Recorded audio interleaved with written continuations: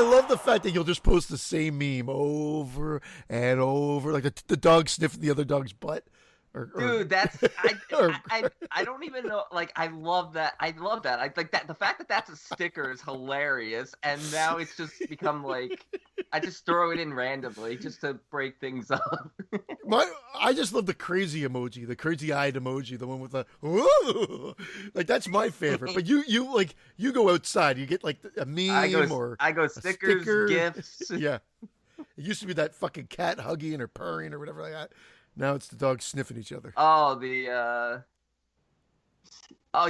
what's it called? The one where it's like the girl yelling at the cat. So I don't remember, but yeah, there was one that was consistent for a long time. So hey, how's everybody doing? Hey, it's episode 25. We're doing. Hey, look, it's Lucky driving. Episode 25. Episode 125. Did I say 125 or 25? I didn't hear the one. You probably did say it. It's Lucky. Here's the thing. Get the hell out of Dodge, eh? That's Lucky going, I got to get back home. It's been over a year. Lucky was 14 pounds now. He's freaking living the good life over. We have a guest cat here this week, too. Oh, yeah. I remember you saying that was going to happen last week. How's that been? Yeah. It was rough. It was rough at first, but they've adjusted. You know, he's a big white cat. Yeah, look at all those cats. So now we got a white cat, a mixed cat, and 2 black cats. It's everything going on. It's America in your house. Jesus, yeah. We got it all. Yeah. At first everybody was fighting. Now they're kind of getting along. One just bullies like this one, week. The other one. Right, exactly. One's bullying this one. This one is bullying this one, and it doesn't make any sense that this one bullies this one. It's like, I don't know. It's just weird the way it works out. I guess it's like when you're a kid. That's what I told my wife. I mean, you know what? I got bullied a little bit when I was a kid. But I would still bully other kids because it was the pecking order. Because I got bullied. I don't want to be at the bottom of the pecking order. If there's some other kids here that I could bully, I'm going to bully them too. Even though I know it's not right, it happens to me. Crazy. I know it makes me feel like shit. Huh? That's great. It's great. Like literally, your cat life is mirrored like the real world, at least in America for the last week. And there we got a Davy pick coming in. Brandon cheering us all up with Davy. Oh, we're recording already? Jesus. We are recording. Everyone. I didn't realize you guys put it on. I'm just sitting here like not even talking. Yeah. We saw we were recording. Yeah. He announced it. He was too busy looking at fucking digging up cat things, and I'm supposed to be the cat guy. He's got cats, dogs. I'm digging up real cats. Digging up Romero. Can you believe, Dave, you said 125. That's what we were joking about because I didn't hear you say 1. But we've done 25 episodes since we've gone Patreon exclusive. 25 episodes. A quarter. In 8 months, we did a quarter of what we did leading to the 100 range. Isn't that crazy? Wow. Now that you put it in perspective. Yes. It's because it's 3 a month. It's 3 a month. That's all there is to it. That's what happens when we numbered every episode now. Wow. Man, that's crazy, isn't it? Yeah. We should start lettering episodes. We did. That was the solo cast. If we were the solo cast, we would have been at 100 or closer because that was 29A, B, and C, which would have been better if it was B, C, and D. But we weren't that savvy back then. Yeah. Except your editing skills were. Oh, he was great, wasn't he? Man. That was a rough week. That was a rough couple of weeks because we had the solo cast and then we had fucking Lauren giving that 11s like the next show. Yes, like, true. That was some shit, huh? Yeah. Wow. Dave, I don't know what it is, but you're sounding probably like a Republican here, Sleepy Joe Biden. I don't know. Is this connection doing that too? He sounds very yeah, like what happened now? Dave, you seem very tired. Are you okay? Yeah, I don't understand. What happened with my computer? Now it sounds fine, but it just to me it got like echoey for a sec. But echoey and a little lethargic, like. But Dave sounds lethargic right now. And I'm just starting on my coffee. I didn't get my fucking shower in. Of course, I never, ever, ever wake up right away on a Sunday morning and and eat breakfast like a work day and take a shower right away. Never. Only since the last 3 weeks when we decided we had to do Sunday mornings. So I set my alarm this morning just like a work day. I got up, I went downstairs, had a quick bowl of cereal, a banana, cleaned the cat litter, went upstairs, about to get in the shower. What do you fucking know? My wife's in the shower. This never fucking happens that I have to wake up, and she's never up doing that before me at this time of day. That's why I call her the wrench. Every fucking thing I do, she throws a wrench into every fucking plan I have in life, constantly. Is she aware that you That's call called her the marriage. wrench? I don't know if she calls me. I don't know, but Is she aware that's her nickname? You should get her like a football jersey. Hey, that says Wrench. The wrench on the back. Then Hey, I Wrench, can't shower. come fix this. Now I can't shower, so I said, okay, I'll shower after football. It's no big deal. I showered late last night. It's not a big deal. I'm fine. I got whatever the fuck I'm doing. Who am I going to see? These guys and my father and my brother for football. I'm not going to be stinking. I'm not worried. So I'll shower after. Now I'm going to actually go downstairs, get the coffee, relax, pull this up, maybe eat a couple of pita chips before I come on, be in a good mood, chill, sip on this. What about pita chips? Exactly. Yeah. And we're busting your balls. But now all of a sudden, relax. can you feed the cats are up my ass? I got to do this. Could you feed the cats fucking soft food? Now there's 4 cats. Now I got to go looking for the fucking cat bowls because it's special bowls for soft food. It's not this. Now I got to fucking dig up soft food, do this, put them on different plates. Then I put one plate here, one plate here. The other cat's up my ass. I put a plate here. I put one on the floor because the new cat's up my ass, the guest. So I put it down next to Lucky's on the floor. And these are little fucking plates. Little plates. They're like, the kind you would put your coffee on. It's like a fancy feast plate from the commercial. It is like a fancy feast thing because I can't find the other ones. I ask her from the room. She says something or other. You know what? I don't have fucking time. Get out Now of I the gotta shower. run- Get the old plates. Wrench. Hey, Wrench, get out of the shower. Now that's my quest. Now I got to do this. Now I got to feed them. I got to make sure it's clean before the fuck she comes downstairs and everything else. I have something to say. I do everything I couldn't hear. I plug the computer and I'm running around. I go upstairs. She's yelling about something. I go upstairs. Why'd you put one of these plates on the floor? And I said, listen, there's fucking 4. I go, that's for the white cat. I said, fucking, we come down here. I was rushing around doing this. I'll be right back. Then I fucking go upstairs, clean them up, put them out. Bottom line is, even though for a second I thought I might be able to sit here and fucking chill, the wrench threw fucking 2 wrenches at me in fucking 10 minutes. It never fucking ends. It is. It's every fucking thing. I'm walking along, minding my own business. And it's like fucking someone throws a fucking wrench at me from a car going down the street. Oh, boom, right in the fucking teeth. Oh, well, your day wasn't going to be that easy now, was it? That's Don't just. get married. I call that married life. That's just the There you reality. go. Of it. Wait, Don't you have a fucking wrench get married. too? Me. She's got Yes, a wrench I'm sure he does. No, she's I can hear. She's a fucking socket. Are you kidding me? She's got different sizes. She's got this one day it's this, one day it's this fucking socket wrench. I got used to that a long time ago. I'm like, well, I'm planned out for the week. I just want to live stress free. I mean, I take every precaution. I wake up with enough time to do this. I do this. You know what I mean? I do everything. I'm very scheduled. And even I give myself time. But when somebody fucks with that schedule, now I got to deal with it. Now I got to have the coffee a little late and I got to sound like I'm fucking Sleepy Joe or some shit. Isn't that a rapper, Sleepy Joe? No, that's your president. Fat Joe. Yeah, President Rapper. No, there was a rapper called Sleepy something, wasn't there? Sleepy Floyd, was that a rapper or was that a boxer? I don't know. That's Brandon like- should know if it was a boxer. Brandon, Sleepy Floyd. Maybe he was a baseball player back in the day. Oh, That's how it. Fuck, I'm so sleepy. I can't wake up. I'm gonna look I the can't fuck wait. up. I find that very funny. Sleepy Floyd, I'm sorry, he was a basketball player. Okay. Okay. An American basketball player retired. Okay.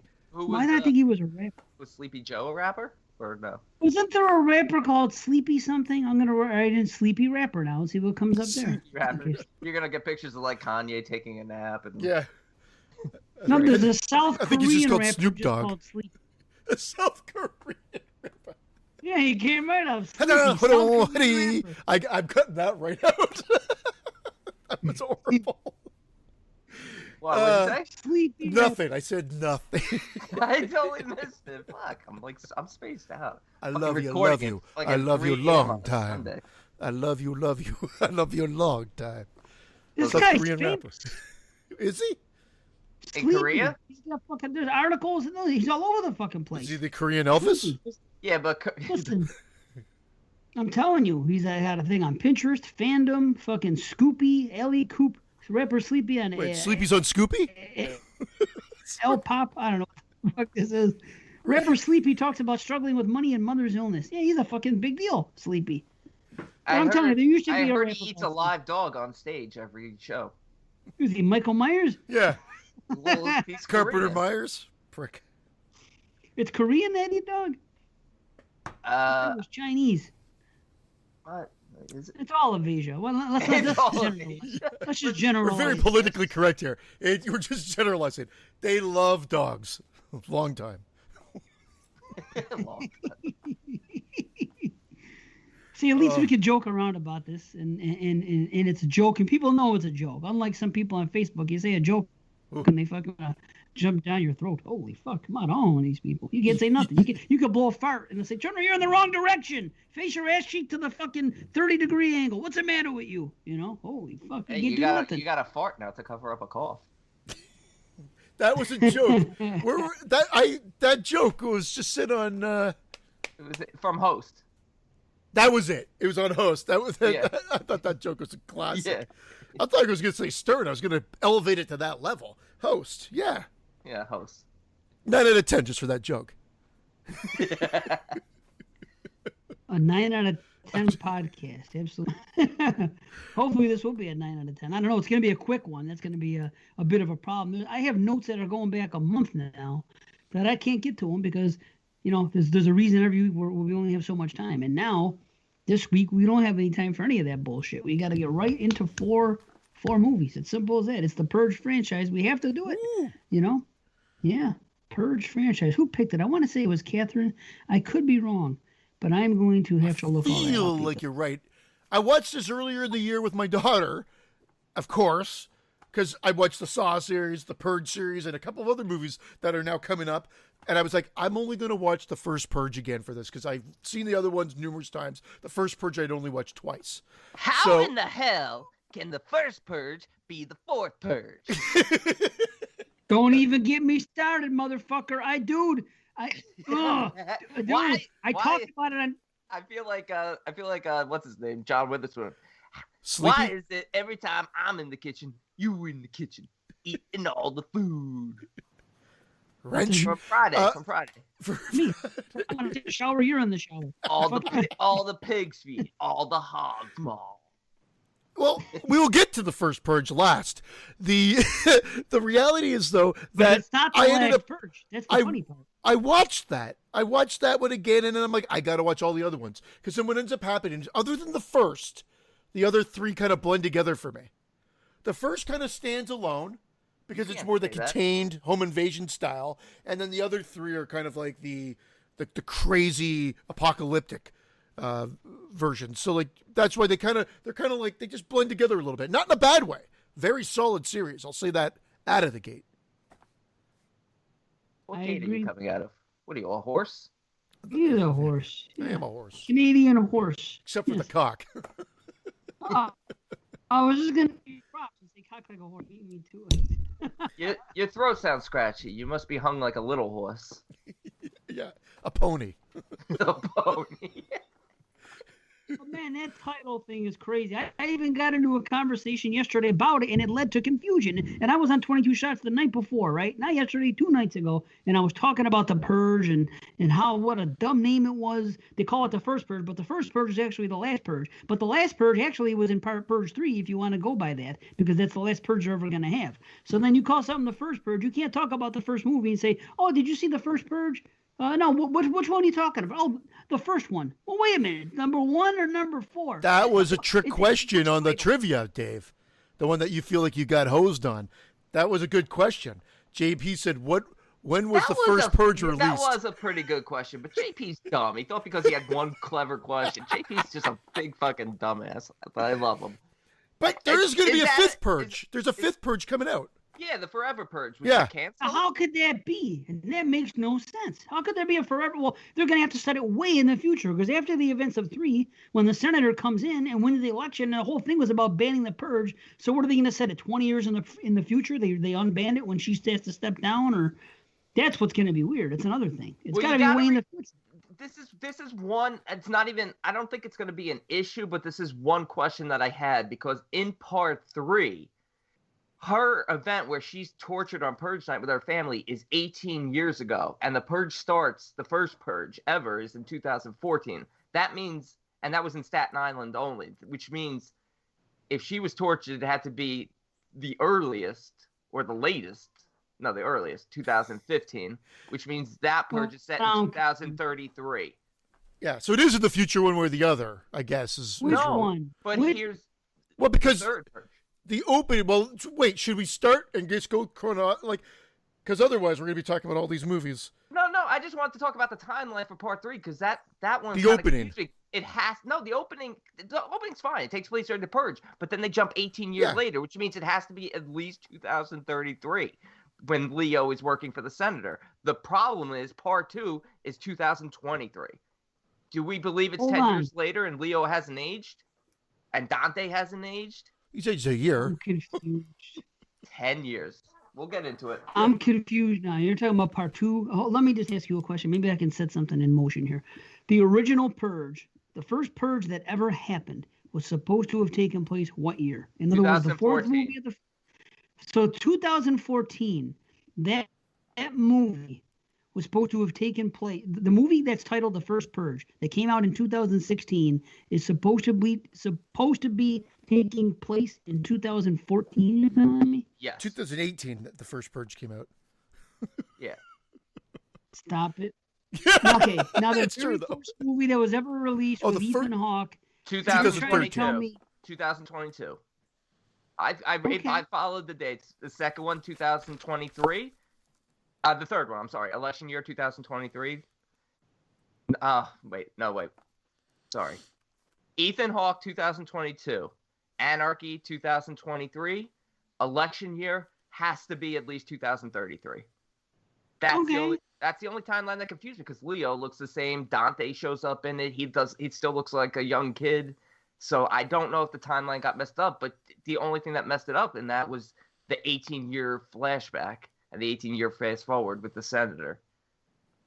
I'm confused because I don't remember anybody being in more than one movie. So we'll have to get to that when we come to it. I watched them all in a row. I didn't pick up on anything like that. Well, we could start it right with the Purge. The black guy that they let into the house is in all 3 movies. Yeah, is in the first 3. He's the bloody stranger. Hold on. Oh, sorry. We're all talking over each other. No, it's okay. I'm just okay. Wait. So the bloody stranger that I know that was from the first one with Ethan Hawke is who now? His name's Dante Bishop. He's part of the Resistance. He's the second in command with Carmelo Jones in Anarchy, and he's the head of the Resistance in Election Year because Carmelo Jones isn't in Election Year.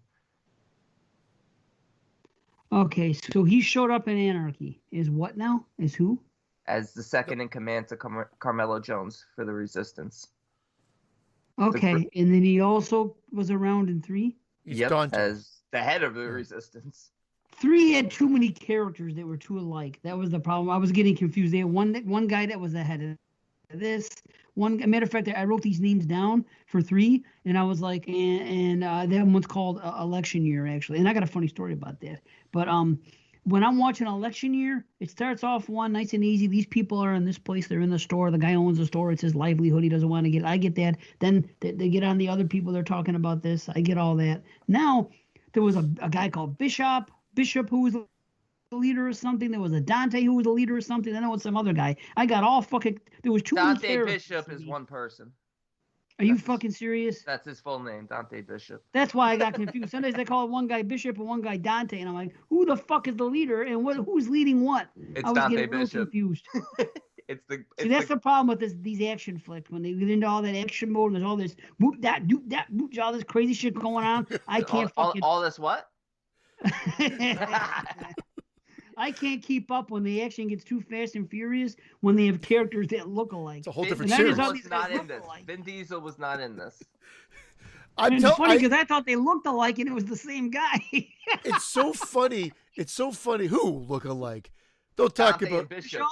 Bishop and Dante. Yeah, that's crazy. That's just you being a horrible.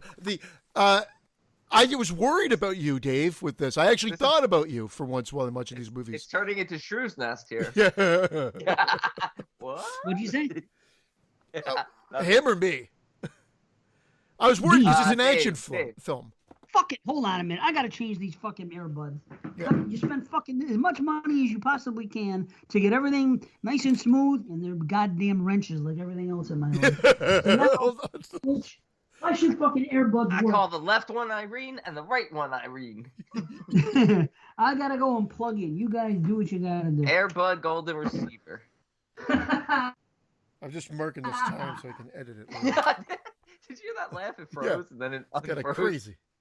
We're talking over each other. I've noticed we've been doing that a lot more the last few shows. I don't know what it is. Probably because I'm not looking at the video. I'm just kind of... Yeah, probably because you guys just won't shut up and let me just actually take these reviews home. It's true. But It's true. I don't know why he didn't stop the recording. It would have been easier to stop the recording and just... No, because we can do this on the fly. Oh, there he Listeners is. are cool. You know what? You want me to introduce the first movie so we get started since it's 9:30 Yes. already? And Yeah. I'll introduce. Obviously, everyone knows we're doing the Purge franchise. Dave, I don't know if you said who officially picked it, but you'll get to that. But the Purge from 2013, written and directed by James DeMonico. A wealthy family is held hostage for harboring the target of a murderous syndicate during the Purge, a 12-hour period in which any and all crime is legal. So check it out. This is something interesting about. I've seen each and every one of these movies one time only coming into this. Okay, and always the year that they came out. Now, if you would have asked me 1 week ago, I would have told you that my favorite was election year and that my least favorite was the first one released with Ethan Hawke. You told me this when I told you, when I put this one on my top 100 list.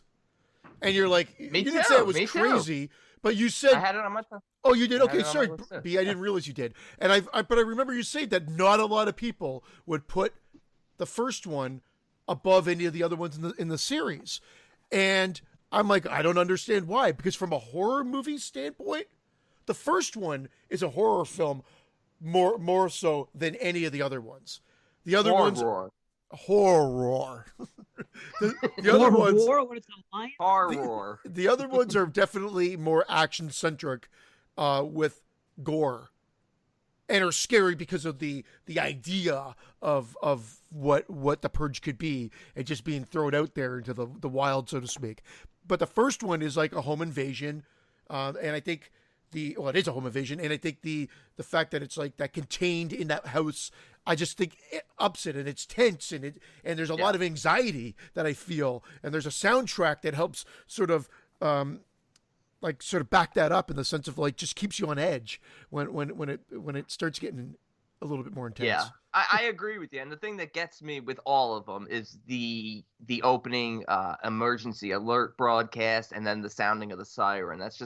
That's great that they do it in every film. And, blessed That be siren, it, the new holy founding shit, fathers. Yeah. It's really creepy. But the one thing this franchise does, and I think for me, it's evident in all four films, really likable characters that you cheer for. Absolutely. And they develop them in each movie. Yes. And reintroduce the few that are reintroduced, and you really do care about them, and that is what separates this. And this is why I think a lot of people, like my wife, had no interest to watch these because she didn't like the premise.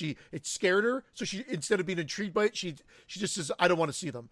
So I think she was bunching them into like just some sort of like anarchic, like, whoa, I'm echoing now.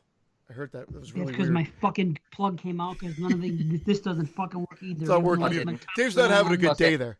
Oh, look, there's Sal. So my wife's always avoided them. I was watching them this time. I'm like, she's got to watch these movies. Hey. She would love them because of the characters. The characters. Let's watch Dave get his balls. There he goes. The characters are what make this movie and this franchise. Yeah, for sure. So I agree. And look, they establish a legitimate commentary, social commentary in the first film, and it's steady and consistent throughout. And even though it is really the backbone of the film, I don't feel like it's overly shoved down your throat.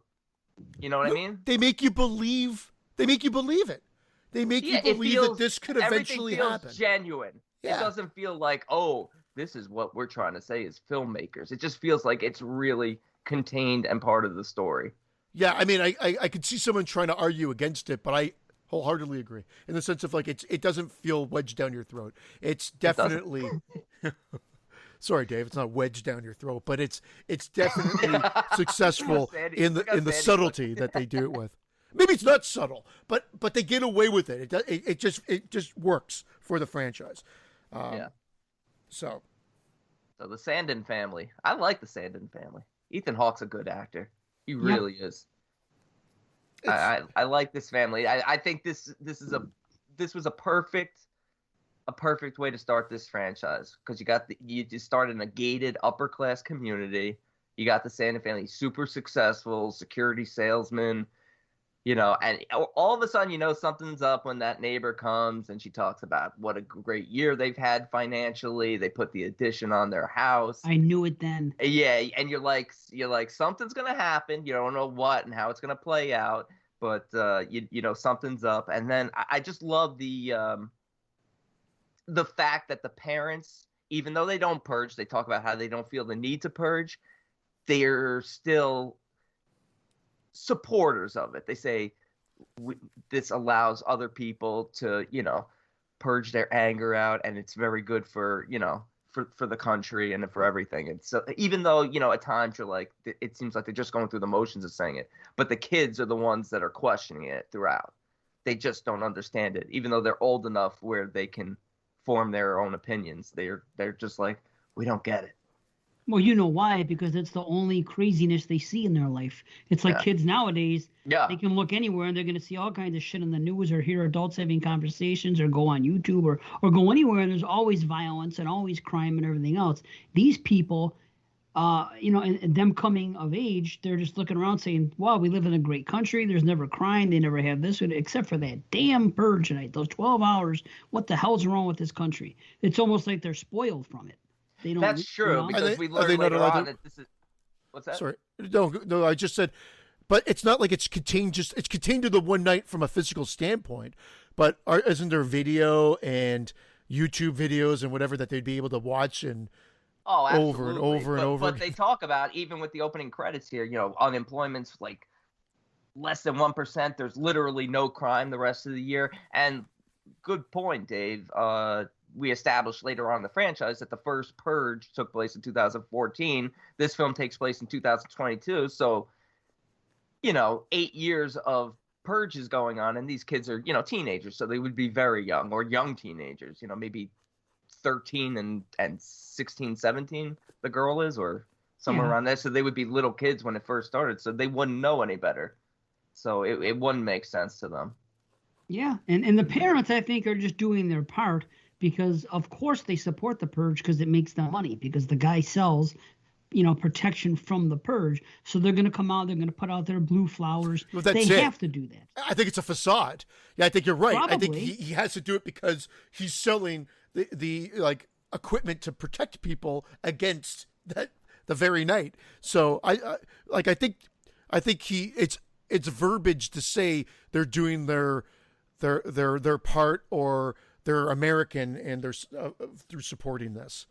I think it's just I think the message changes throughout, because even though they're saying they support it a bunch of times, I feel like when they first say it, they genuinely believe that it helps, and according to the statistics, it does. It's just really the idea behind it that is, becomes totally corrupt. The action's corrupt, but the idea behind it as the films develop, you're like, whoa. Their intention wasn't to really help people and lower crime. Became, a business idea. But I feel like the more they say it throughout, then the more it just becomes a facade of them just sort of covering up their own fears of this and not trying to upset the balance. And you're talking about the parents? Yeah, I'm talking about the parents. Well, the thing is, you have to keep this in mind too. They went from nothing to rich. He said, he goes, 10 years ago, we could barely afford to pay rent, and look at us now. Yeah. So because of the purge, its existence, they live at the house at the top of the hill now. So they have to be happy that it's happening. Whether or not they feel the urge to go out and kill or The do urge to so. purge? The urge to purge. That should be a shirt. I feel the urge to purge, but they don't do it. And that's okay. I don't think they're being hypocrites. They see that they can make money off it, yet they don't necessarily, have any interest in partaking of it. Yet they also understand why there's a reason. Or do they? Or are they just in it for the money? I don't know. And obviously it's the law anyway. So you can say I oppose it all you want. It's still the law. It's like war is taking place. We have soldiers, having war. Whether or not somebody supports them is their own choice. But you still have to say, hey, there's still a Veterans Day coming up, and you still want to tip your cap and say thank you for your service. Whether or not you believe in them going to war is another story. It's just like a matter of respect. It's like something that your government does that you may not be thrilled about in every aspect of it. But you're like, well, this is the way it is. But I'll tell you this about this movie. Like I said, this would have been my least favorite coming into this. I would have said that. Now, after watching this, I wish that the entire series was more like this. And in a way it is. They're taking different people in different situations and saying this is their purge night and this is what happens. But there's a lot of travel in those ones. And there's a lot of different things going on. And I wish they would have taken this series. They would have all been like this, where we could have different families and different situations of people experiencing the purge, but more in the siege narrative like this. Not exactly what they did. Like we kind of get that at the end of the fourth movie. I'm just going to call it the fourth movie because if I say the first purge, it's going to be fucking confusion. So that's what they do in the fourth movie in the last half hour. Now, by the time they get there, I'm a little confused and a little bit out of it, and I don't know why that place is targeted. I'm sure you guys are going to straighten me out. I just tend to drift when there's too much action sometimes. But that's my feelings. I like what they did in this movie, and I was actually engaged from start to finish. And the heels were better in this one than the other ones. That kid coming to the door, the friendly stranger, or whatever the hell they called him, and I thought he had a great performance. I like everything they did. To me, he's the epitome of pure evil. And this like this rich elitist. They talk about the haves and the have-nots, and these are a group of young haves, like rich kids, and very Manson-esque in the way they act, the way the girls are always giggling and skipping. It's very Manson-y. Yeah. And really well done. I love it. Don't get me wrong. I absolutely love it. And they are evil. And don't you think they're better as antagonists than the government people or the street ruffians that we get in the other ones? They are probably my favorite group of villains, but I love all the protagonists throughout. So I enjoy all the films. Not equally, but I am high on this franchise. But I do agree that these are the strongest villains. Oh, and the scariest. That's why this is a horror film first and foremost. And I would not put horror at the top of the list of the other ones. There are horrific elements for sure. And it can be classified, and I wouldn't have a problem with it as horror, but it's definitely action centric.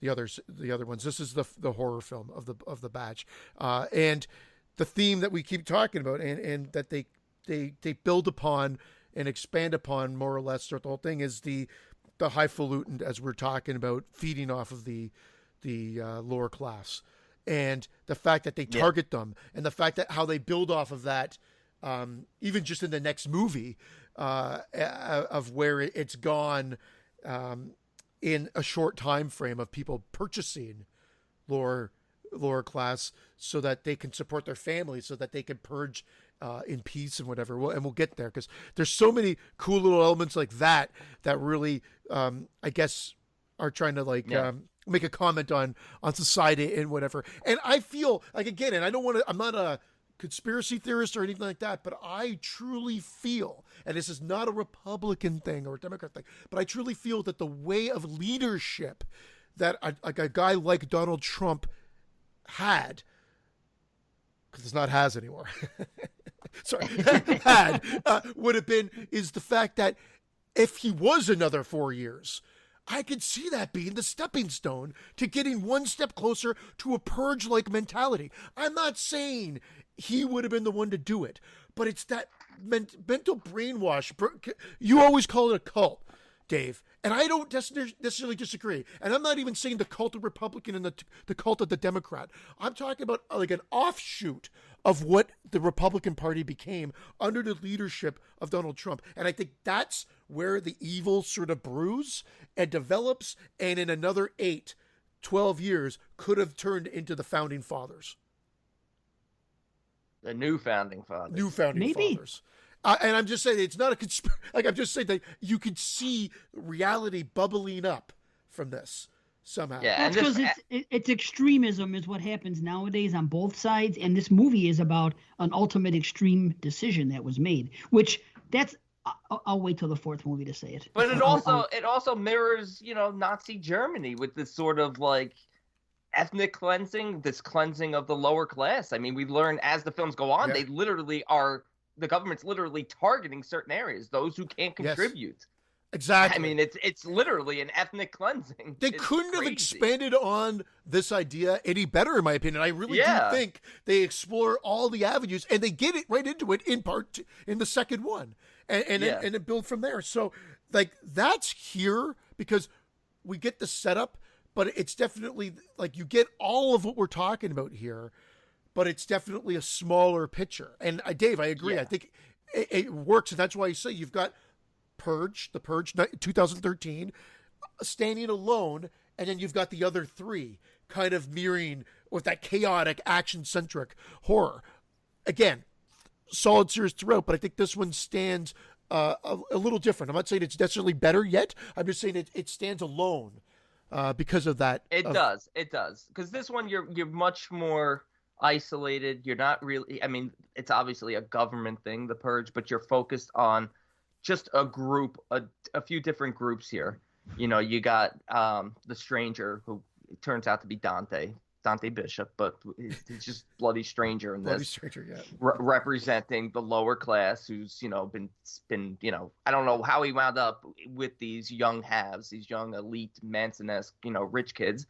But, and he's a veteran. He has dog tags. Yeah, he is a veteran, and they want to purge and kill him, and you got them, and then of course you juxtapose it with these upper class people who seem very rational at the beginning. They're just going to have a party in the neighborhood and just that, and then you find out about their ulterior motive, and they're worse than the young kids who were purging, because the young kids almost don't know any better, and they do, because they remember a rational, sane time before this.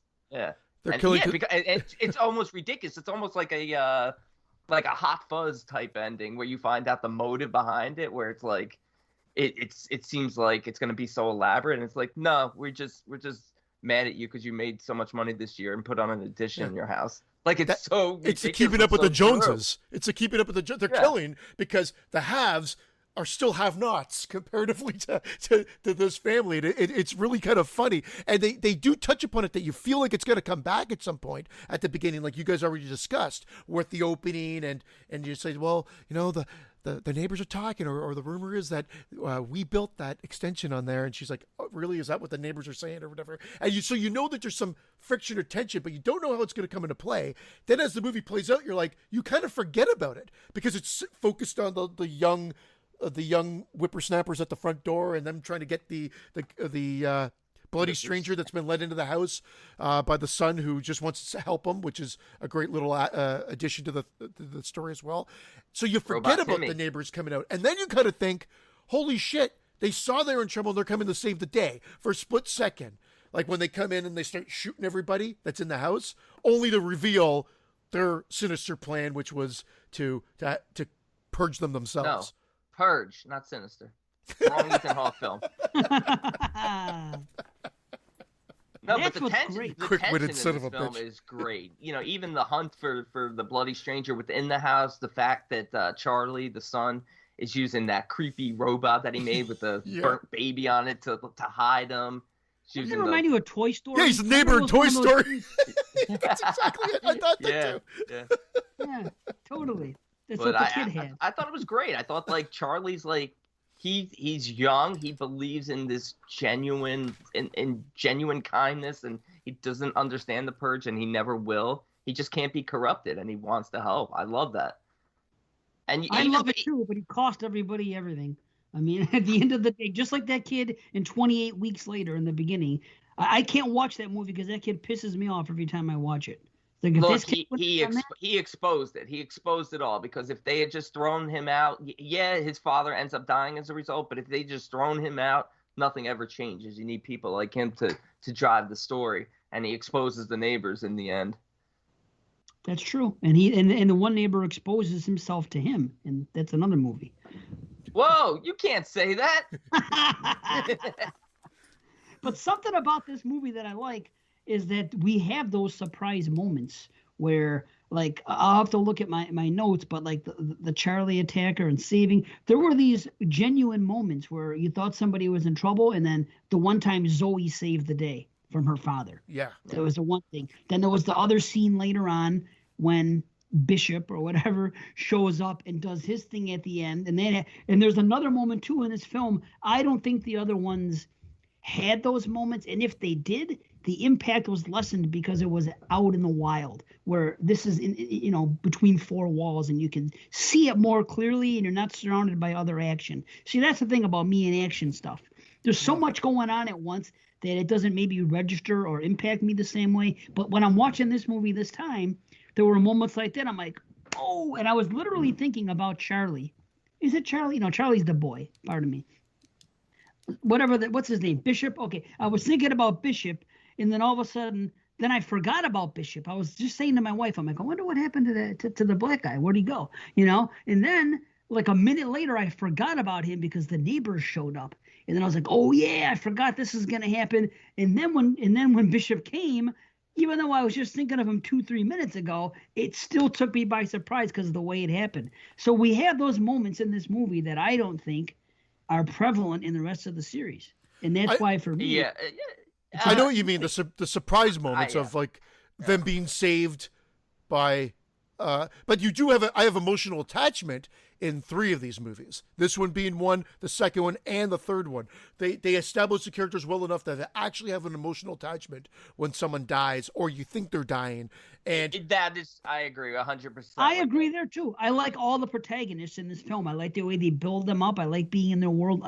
That's what I like about these movies now. And I said it last night in the chat. I go, I've always watched these movies, upon release, a couple years apart each, one at a time, and I had different takeaways. This time, sitting down and watching them, it was almost like watching Saw. I liked being in this world. There was something about this, like if I want to watch this again, or Phantasm, for example, if I want to watch these again, I feel like the way to watch these movies is to binge them. Maybe not necessarily the first one, because it's kind of a standalone horror film, which I think stands on its own and is so good I can watch it any time. But definitely the other 3. Unlike Jason Goes to Hell. Oh, 100% unlike that. Yes. Sorry, I just can't stand when you said standalone film. I was just like, I would just imagine people saying, Jason Goes to Hell is a standalone film. It's amazing. As a Jason film, it sucks. No, it sucks. I agree. I tried. No, what's weird? No paramedics at all.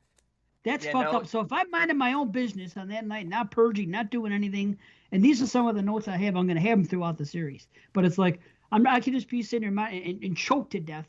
And just because it's purged, it has nothing to do with anything going on with anybody purging. I can't get fucking help. That'd be the worst part. The innocents that are just the services are suspended for those 12 hours, and that's why again they build a part in it in part 3 where the girl is sort of doing like a rogue triage paramedic type thing, and I love that. Yeah. But the very emotional scene in this one is when they finally do capture the stranger, the parents, and they're tormenting him. They're like stabbing him and tying him up, and he's saying, we're gonna James, Ethan Hawke's character, is saying we're gonna return him to the purgers. We're gonna save our family. Everything will be all right. And the daughter says to him, nothing will ever be the same again. And she's crying, and then he sort of, has this epiphany moment. Like the wife's like, "What are we doing?" And he's like, and you could tell he's just like thinking a mile a minute, and he just can't seem to wrap his head around the next move. But then they decide like, okay, we're gonna fight. And you know why? Because of what the guy said to him. Because of what he says. He goes, you know what? Just put me out there. He goes, yeah, about your children. Yeah. You know Even what I in mean? all that, he's like, you know what? I understand your torment at this moment. Right. I see it. Yeah, I love that moment when Donna says, it's a great just take me moment. outside. It's It's not very something emotional. you'd expect in the. I don't know why I say this. I tend to use this argument, but sometimes you just expect the movie to be a certain way, and this one actually checks off a lot of extra boxes that you wouldn't have expected it to have checked off. And I say that because I guess I expected a lesser movie, so I credit the writing here and the directing. And Yeah, the James DeMonaco is involved with like all of these, and he really puts his stamp on all of these films. Absolutely agree. I mean, I think maybe because Platinum Dunes has evolved and Blumhouse, that maybe people go in with a preconceived notion, and they should just erase that and go in and just enjoy the movies, because Exactly. they definitely don't have any stamp that you might expect from that group. I don't believe. Well, you mentioned the daughter, and saying nothing will ever be the same again. Amazing line, amazing moment in the movie, and probably addresses my big question, which is, yes, you have Purge Night and you have Purge, but what about the emotional scarring? What about the aftermath? What about the leftover that after 7 a.m. hits that you're left with? You know, not to mention all the dead bodies in your house and on the front lawn and shit. Like, there's cleanup. There is repair that needs to be done here, and you're right. Nothing will ever be the same again. And It can't be fixed. I love like at the for end anybody. when the neighbors are leaving. I call it the walk of shame. Oh, Like that's it. There's no one the guy's doing hands this. in Like, Yeah, some people hate that ending too, and I find I fucking love it. Oh. I love when she bashes You gotta Grace's live head with into them. the table. Yeah. It's like, what the fuck did I just tell you, bitch? Yeah. And No get the more. fuck out of my house, or Yeah. get the hell out of my house. I love that. Like, you assume maybe that family they're going to move and get the fuck out of Dodge, but the fact that they have to live with this and That's live great. there, it's fantastic. Yes, Dude, and when Ethan Hawke starts killing everyone, when you talked about when he saves Charlie, and that whole showdown in the basement where he just starts blowing people away, axing people to death. Oh my god, I fucking love it. I think it's great. He's so cool. He's so Yep. cool. Brewster. Yeah, I was gonna say it, I didn't. Hall of Famer, motherfuckers. So How about that big ass machete you had too? See how Oh. fucking big that machete was? That was awesome. That was bigger than Bill's dad. Man.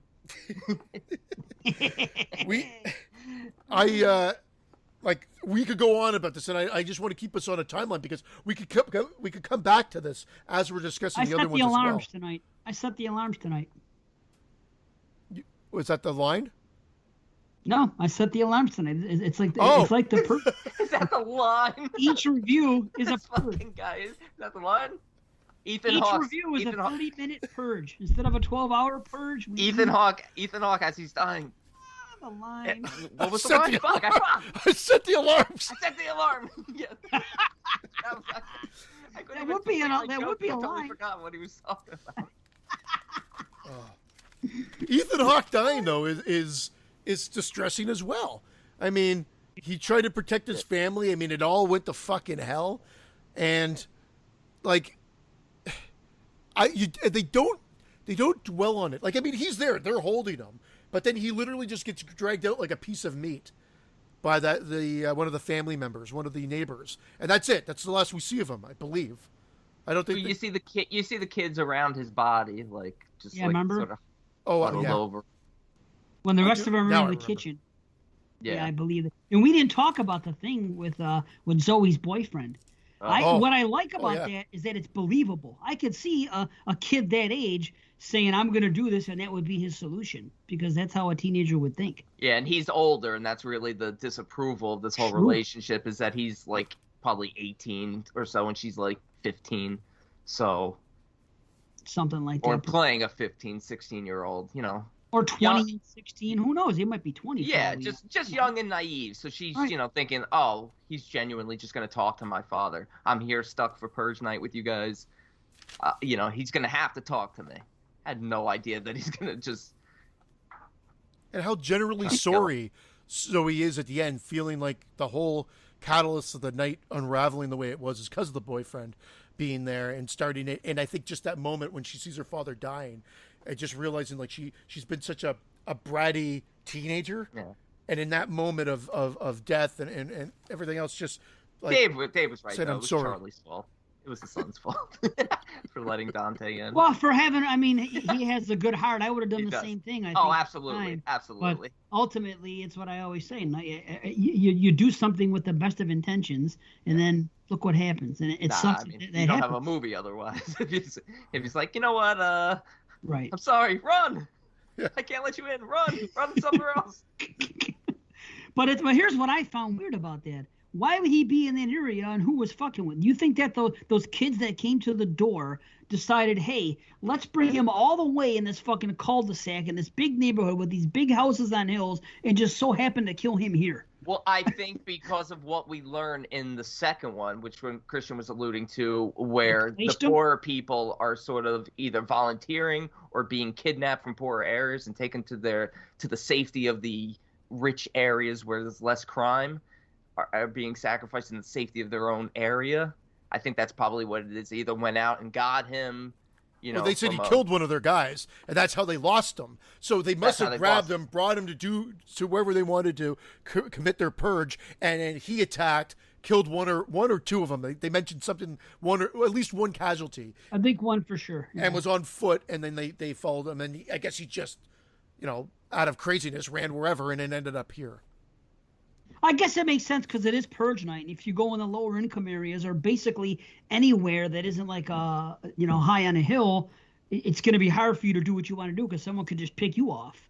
So yeah, I can see that. I guess it would be safer to bring them in the nicest neighborhood you could.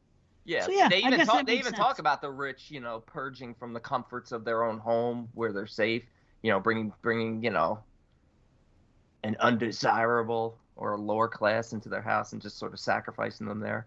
But I love the fact that they allude that the neighbors are the ones who told them that they saw the stranger run into the Sandin house. So even there, another, alluding to the neighbors sort of being kind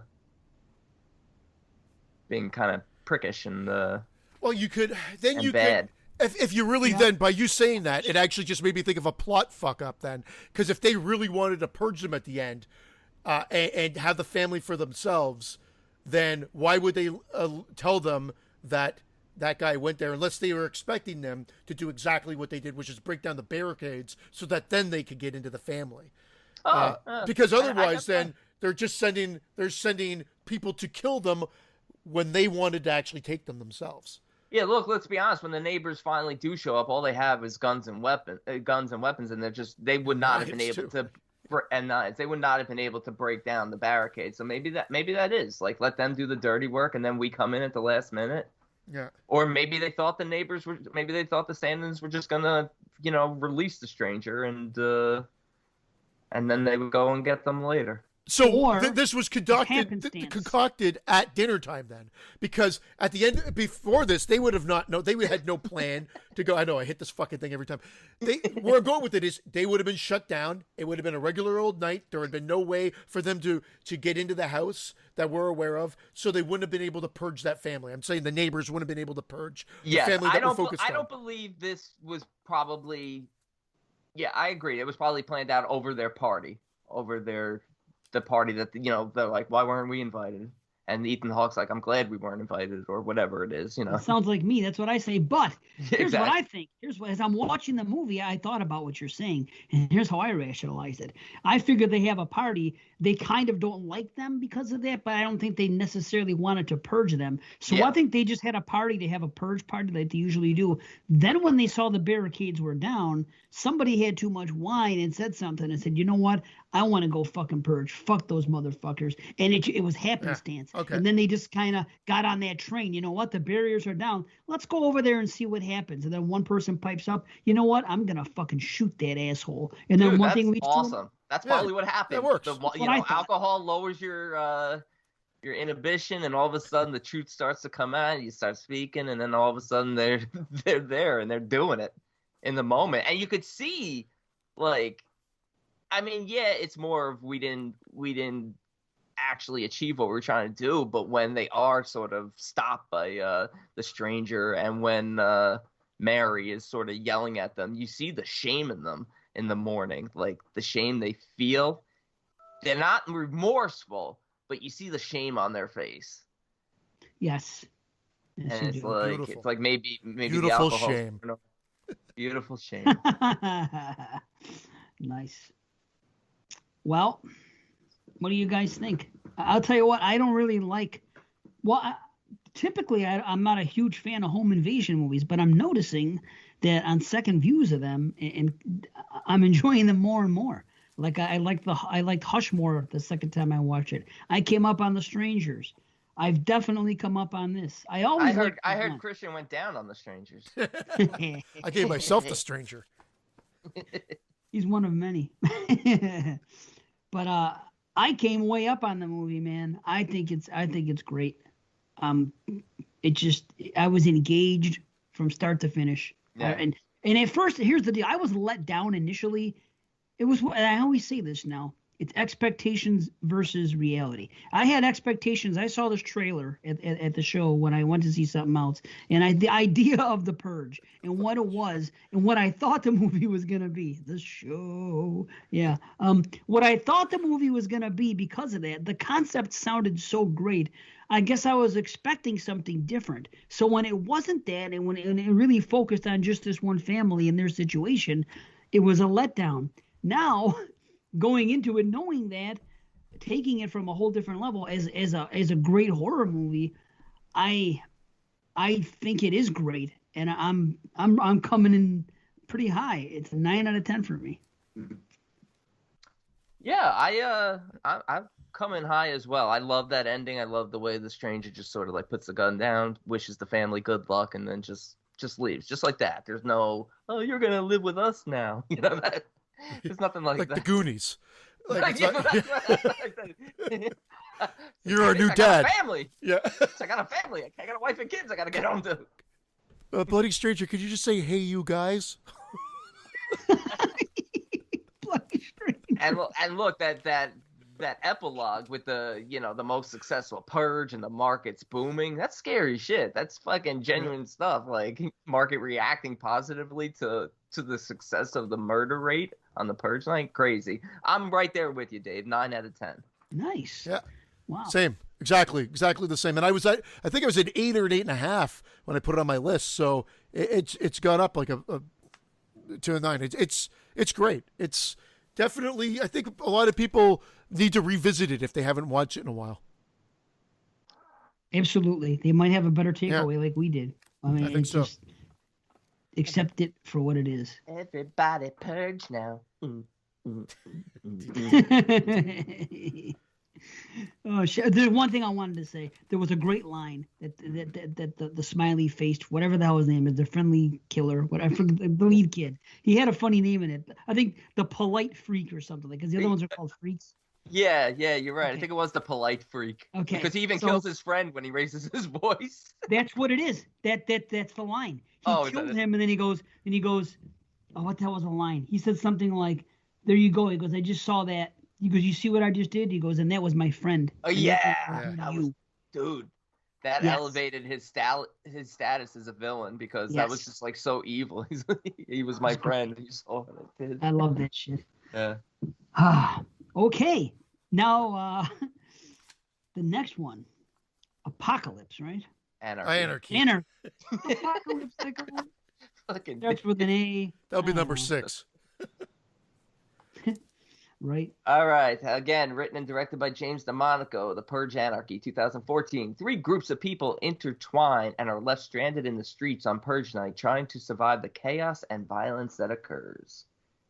And this one, of course, we get Frank Grillo, he's a cool cat. I'm so glad you say that. I'm telling you that this is my man crush guy. If I was gay, this is the guy that I'd be sleeping with. Dude, he's got that sexy slick back hair. He's just so cool. Yeah, he is. I've watched this before, like 2 and 3. I'm like so mad that they somehow couldn't wedge him into like the First Purge or something like that as a younger guy. But I mean, I understand the reasoning. But I'm just saying that his character's so cool, and yeah, he's fantastic as a star of this. Yeah, and this one takes place a year after in 2023, and they talk about literally there's no poverty left in this world. They're talking about like the poverty line is almost like non-existent, and this is the first time they reference releasing the beast and all that, and it's release the beast. It's what I call masturbation time at home, but that's a whole other story. We'll wait. I take out my pee-pee and I start stroking it. I'm sorry. It's Frank Grillo. Did he come back in the third as the what do you call it? As the guard for the senator? Yeah. Yes. Is he playing the same character or is it a different character with the same character? Same actor. Same okay. character. I didn't realize that till now because he said he was there, and I remember hearing it once before, but I was looking for him, but I didn't think about it. Okay, interesting. Wow, that's kind of cool. But I like him here. My only complaint, and I'll get to it, it's at the end. It's something doesn't really make sense to me that happens. But aside from that, I had a better time with this one than I was expecting to. This one is. I was struggling because at one point I'm like, this might be my favorite of the series. This one made my top 10 of 2014. Yeah, and it should have. I should have put this on there as well. Or I mean, not on that list. I think I should have put it on my 100 list, and I didn't. And I think it would be there now based on my rating that I would give now because it's great. Out of the sequels, this is my favorite. And they're all pretty close, to be honest, but this would be the standout. Something about the flow of this, the introduction of the sisters, the father, them at the diner. I love it. You care about them instantly. Then what the father does and how agitated he is, the dad of not the sisters, the mother-daughter. The mother-daughter. I'm so sorry. They do look like they're sisters. Yeah. They do that. The mother-daughter, and then the father that lives with them and how grumpy he is based on seeing the sort of the evangelist, like the guy that's sort of raising against the machine. It's not what's his face now? It's the other guy. Why am I It's Carmelo Jones. Camarello. Yeah, thank you. So, and him not agreeing with them and thinking he's talking out of his ass and this, that, and the other thing. And then he's getting dressed in his finest because he's going to be carted off to some rich house to be auctioned or not auctioned off, to just be bought for $100,000 to be purged. It's heartbreaking. Whole thing. It's freaking heartbreaking, and what a great story element too. Yeah. Like it's good writing there. Like, I mean, you care about these people almost out of the gate, and I think that's really difficult for a movie to achieve. I think they try to do it with the next two movies, but I think they're the most successful in this one.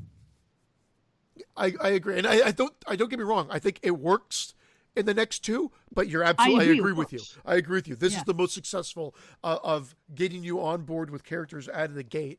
My big quibble is if you do binge watch them and you want to talk about them the next day, sometimes I find 2 and 3 are in Anarchy and Election blend together as well. That's because in this one we got Eva.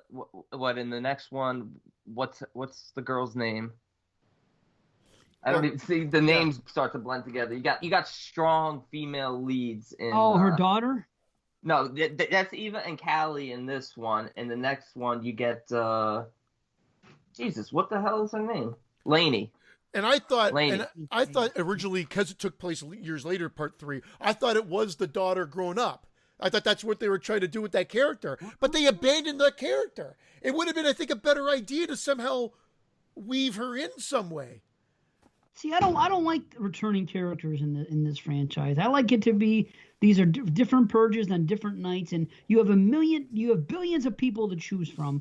Why not just use different ones? I think. I think for the Forever Purge, if it is the last installment, like they say it is, if they bring back a character or two, fine. But I think the Sandin family's chapter is over. I think that family is not only long gone, I wouldn't be surprised if they don't live in the country anymore. Because they're still rich. They can still live high up on that hill and be fine. I'm talking about the daughter in part. Sorry, not the daughter in the Purge. The daughter who plays the daughter in Election. Oh, Callie in part 2. I know what Anarchy. Oh, you thought she was Lainey. Initially, that's where I thought they were going with it, and then I'm like, you can't say that. Why can't I say that? I don't know.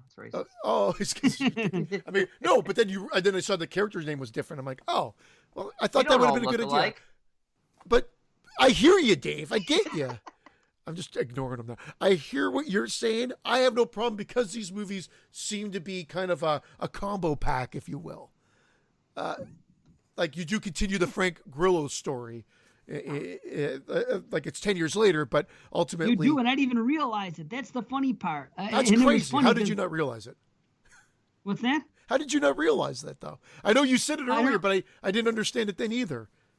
I guess he looks different haircut or something. And I'm like, this guy's an elected official, not an elected official. This guy is a head of security for a fucking a senator that's going to be running for president. In the first movie, he's just a fucking guy. No, he's not, because in the first movie he's not called Leo. You never know his name is Leo. He's Sergeant. So he's a military man. You see the arsenal has. This guy has training that is above and beyond just a standard civilian. Oh, I'm not saying they're reaching. I'm just saying I didn't make the connection. Okay. It didn't occur to me that could be him. I just saw him one way, and then I remember hearing a long time ago, but I forgot till you guys just planted the seed that Frank Grillo was in two of them. So when you guys just said it now, it came back to me like, oh, wait a minute. I'm thinking Frank. And then the only guy that looks like Frank Grillo was the guy in the next. I'm like, okay, so that was him. And I forgot. I never remember hearing his name in the next movie, so I didn't even have it written down. Yeah, because he becomes, yeah. But that's cool. Dave, maybe the problem you have, and I'm just jumping to it, I don't know, is how does that guy that had the machine gun find him? I don't know if that was your problem. It wasn't the machine gun find him. Big Daddy? Yeah. Oh, no. No, that's Big Daddy. That's the character's name. Oh, there is a Big Daddy. You're right. It was the guy. Yeah, he's the guy with the machine gun in the truck. The reason why they find him is because he's a government official. He's a government assassin. Well, what did you have a problem with? My problem is this. And correct me if I'm wrong, because I may be wrong. I believe Frank Grillo changes his shirt when he gets to that house, because he says, can I get a clean shirt? Then he gets a clean shirt.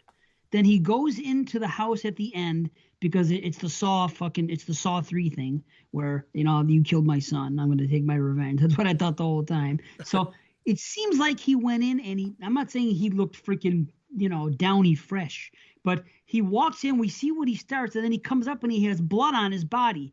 And I'm thinking, okay, without telling me, he did end up killing that guy. Then when we find out that he didn't, I'm like, and that guy was also downy fresh. He had not a spot on him. The guy that came out and, saved him. We find, he didn't kill him after all. Where did the blood come from? You're not going to tell me he killed the fucking guy's wife. And and the other guy had no blood on him. That kind of bothered me. Well, he did punch him. He did punch him, but I can't explain. Blood on your shirt. I could stab you right now in the side or in the stomach. And doesn't mean I'm going to have blood on my shirt all the way up to my neck. So I thought that was a bit of a cheat as far as a little switcheroo thing at the end. Oh, I didn't even notice. Admittedly, I didn't even notice it. But because when I saw the blood, that was the giveaway. I'm like, oh, wow. So he did kill him after all. Then the guy comes out. I'm like, oh, wait a minute. What the fuck? Where'd the blood come from? It's real simple. I have the answer to this. It's not after he changes his shirt at Eva's house, the friend from the diner. They still have the showdown at the auction. Yeah, there's a lot of carnage that happens. By the time they get to the house at the end, I'm talking about going in, he did not have blood all up his neck and on his shirt that way. Then it's simply just an error in continuity error, I think. It's a cheat. It's a cheat for a good reveal. It happens. It's not the end of the world. That's a knock on it. That's all I'm saying. But I'm not thrilled about it. Watch it again, V, and you'll. No. I don't think it's a cheat for a good kid. I think what they probably just didn't realize is that he didn't have blood on the shirt when he's sitting in the driveway, when he's sitting in the car outside the house. He just should have had the blood on him there. I don't think they intentionally did it. Maybe it was just a mistake in editing, and it's like, oh, we're not going to go back and fix this. Maybe it was, but again, like as the viewer, I'm watching it, and I'm thinking. That was why I was like, oh, wow, he killed him after all. And I was like, bravo. I wasn't expecting that. I was like, that's cool. He ends up doing something fucking kind of out of character after we got to know him the whole movie. Then the other guy comes out. I'm like, oh, okay. Fucking another Disney ending. Okay. And we get Liz and Shane in this, who are, I like them. They're talking about getting divorced and separating. And this almost brings them closer together. And they're emotional. goodbye to each other, and they're married in real life. The buy-in and how these people get together and then end up staying together works, because that's the secret of like, how are we going to make this, how are we going to get this group to end up spending the whole running time together and make it seem like reasonable, and it works. The explanations work. Like Frank sort of becomes a protector for these group, and then when his car is not working anymore, that kick-ass car, he's promised another car, and then then it becomes. Yeah, she lied. Yeah, she lies, and then it becomes. Yeah, she did. The escape to the apartment building. That's my only. If I have to come down on the movie, that's where I'm not going to say I fall out of the movie, but that's the only transitioning time frame from the time when they first lose the car, they decide to get on the road after she calls her friend, to getting to the apartment building. I would say that there's some cool carnage that happens there, but I fall out of the movie just a little bit. Just a little bit. Again, doesn't destroy the film for me. Oh, I love it. They have the showdown with the first showdown with Big Daddy and the trucks. They have. Oh, that's good. That's the good. trucks coming in. They have the homeless people being burned in that chase where Shane gets shot. I'm talking about right after. I think it's like they're going to that bridge, and that crazy woman sitting on the bridge there talking. It was just, there's one or two scenes. Oh yeah, that was funny. That character. They're just a little weird. You know what she said? She said something funny. She goes, "The father fucker, son of a bitch, and holy shit." That was great. She was funny. She was doing a thing on the Holy Trilogy. Holy Trinity. I thought that was funny. I had a note on it, but I'll say, this would be unpopular. I thought Kelly was a bitch. I thought she's fucking just. Somebody saves you, okay? Somebody's gracious enough to save you when you're fucking dead, and they take you out of that place and drive you somewhere else, and then the car dies and they gotta go, and you're motherfucking them. The guy just saved you. What do you expect him to do? Marry your fucking mother and protect you for the rest of his life? He just literally saved your life, and you're giving him shit because he's not abandoning you. You're a fucking stranger to him. Be grateful that he happened to save you and your mother at all. Don't give the guy shit. I disagree. I disagree. I love her. Why do you expect everything out of him? Why? You should be grateful he saved your. You know what? Because it's almost like, why'd you fucking save me if you're gonna leave me out here in the middle of nowhere to not defend myself and get killed anyway? You should have just let me die back then. Because that's really what she's saying. Have a better attitude. You can still survive. Just because you're outside doesn't mean you're automatically dead. And he's not doing it to be an asshole. He's doing it because the car died. He would have kept going. The car fucking died. What do you expect? But he's not Superman. That's what pisses me off. But if he leaves this group, they're dead. Then she keeps lecturing. Then she keeps lecturing him. Someone that age is trying to lecture a fucking grown man. Oh, the Purge night is wrong. Get off your fucking high horse, bitch. I just fucking saved you and your mother's life. And now you've coaxed me into fucking keeping you around longer, even though you're going to slow me down. And now you're telling me how I have to live my life. Fuck you. Hey, no, I think they know that he's out there for a reason. So she's the one who ends up saving his life in the end. So... Dave, you know what? Mind your own fucking business. If somebody killed my daughter, there's a good chance I'd do the same fucking thing. Does it make me a terrible person? I don't think so. But I don't want a stranger who I was just nice enough to save their life to fucking tell me how to live my life. I just find that disrespectful. That stranger would be saving your life by keeping you from doing the same thing that person did to your daughter. But I think they addressed that, Dave. If he would have got to that house and killed the family, his life would have gone on. The trajectory of his life would have changed. Maybe so, but I don't need a teenager to fucking tell me, a grown man. He would not be helping to end the purge 10 years later. He'd be an alcoholic who probably drank himself to death. Be that as it may, and it may be right. Be that as it may. And you may be right. I'm just saying, as an adult, seeing this happen, seeing that I just, out of the goodness of my heart, saved this woman and her daughter and a few other people in the process, at least if it gets to a point where I have to leave because the car died and I have my own agenda, at least show me the same common courtesy that I gave you when I pulled you out of the fire. I just find that disrespectful. So you would have preferred if Cat was like, okay, goodbye. Hello, goodbye. I don't know. I just thought she was a little bit. She was like someone on a political fucking rant that nobody wants to hear. I loved her. I thought she was great. I did I too. learned to like her towards the end. I loved her. I like the fact that even the mother really couldn't control her. She was just so strong in her convictions. You know, even early on with the grandfather, she's like, "Grandpa, I know the pills. You don't think the pills are helping, but you know, can you just take them for me?" You know, she's just sort of like, you know, being a peacekeeper between her mother and her grandfather. And of course, you know, the introduction of Liz and Shane when they realize that they're I don't know what is their oil line's been cut or whatever, their brake line, whatever it is. I don't know cars, but Oh, right. Yeah. and then they're being chased, and I like the fact that these groups acknowledge that they can't survive without Sergeant, who turns out to be Leo in this. I like that, and I understand what you're saying. You know, be a little bit more grateful, but I think within, you know, the confines of everything that's going on in this night, it's like, man, we were just about to be killed. You saved us, and now you're leaving us in another area where we can't survive on our own. It's like, why did you save us? Like, you should just let me die back there.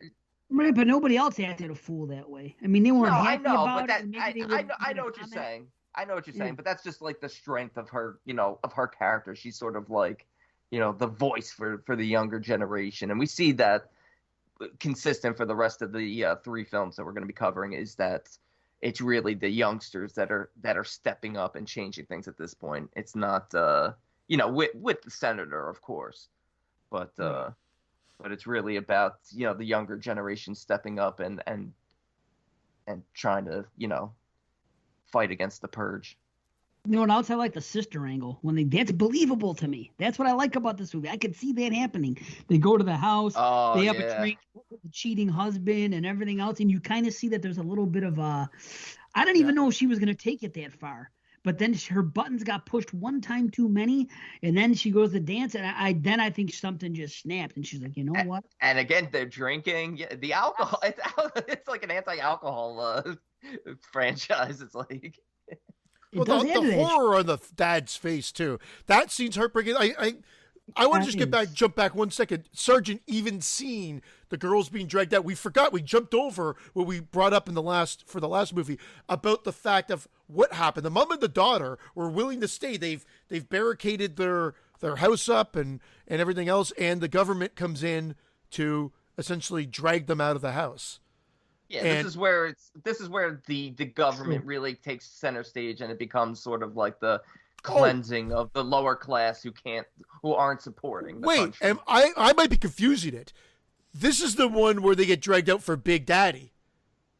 Yes. Yeah, but those are not government officials. Those are his henchmen.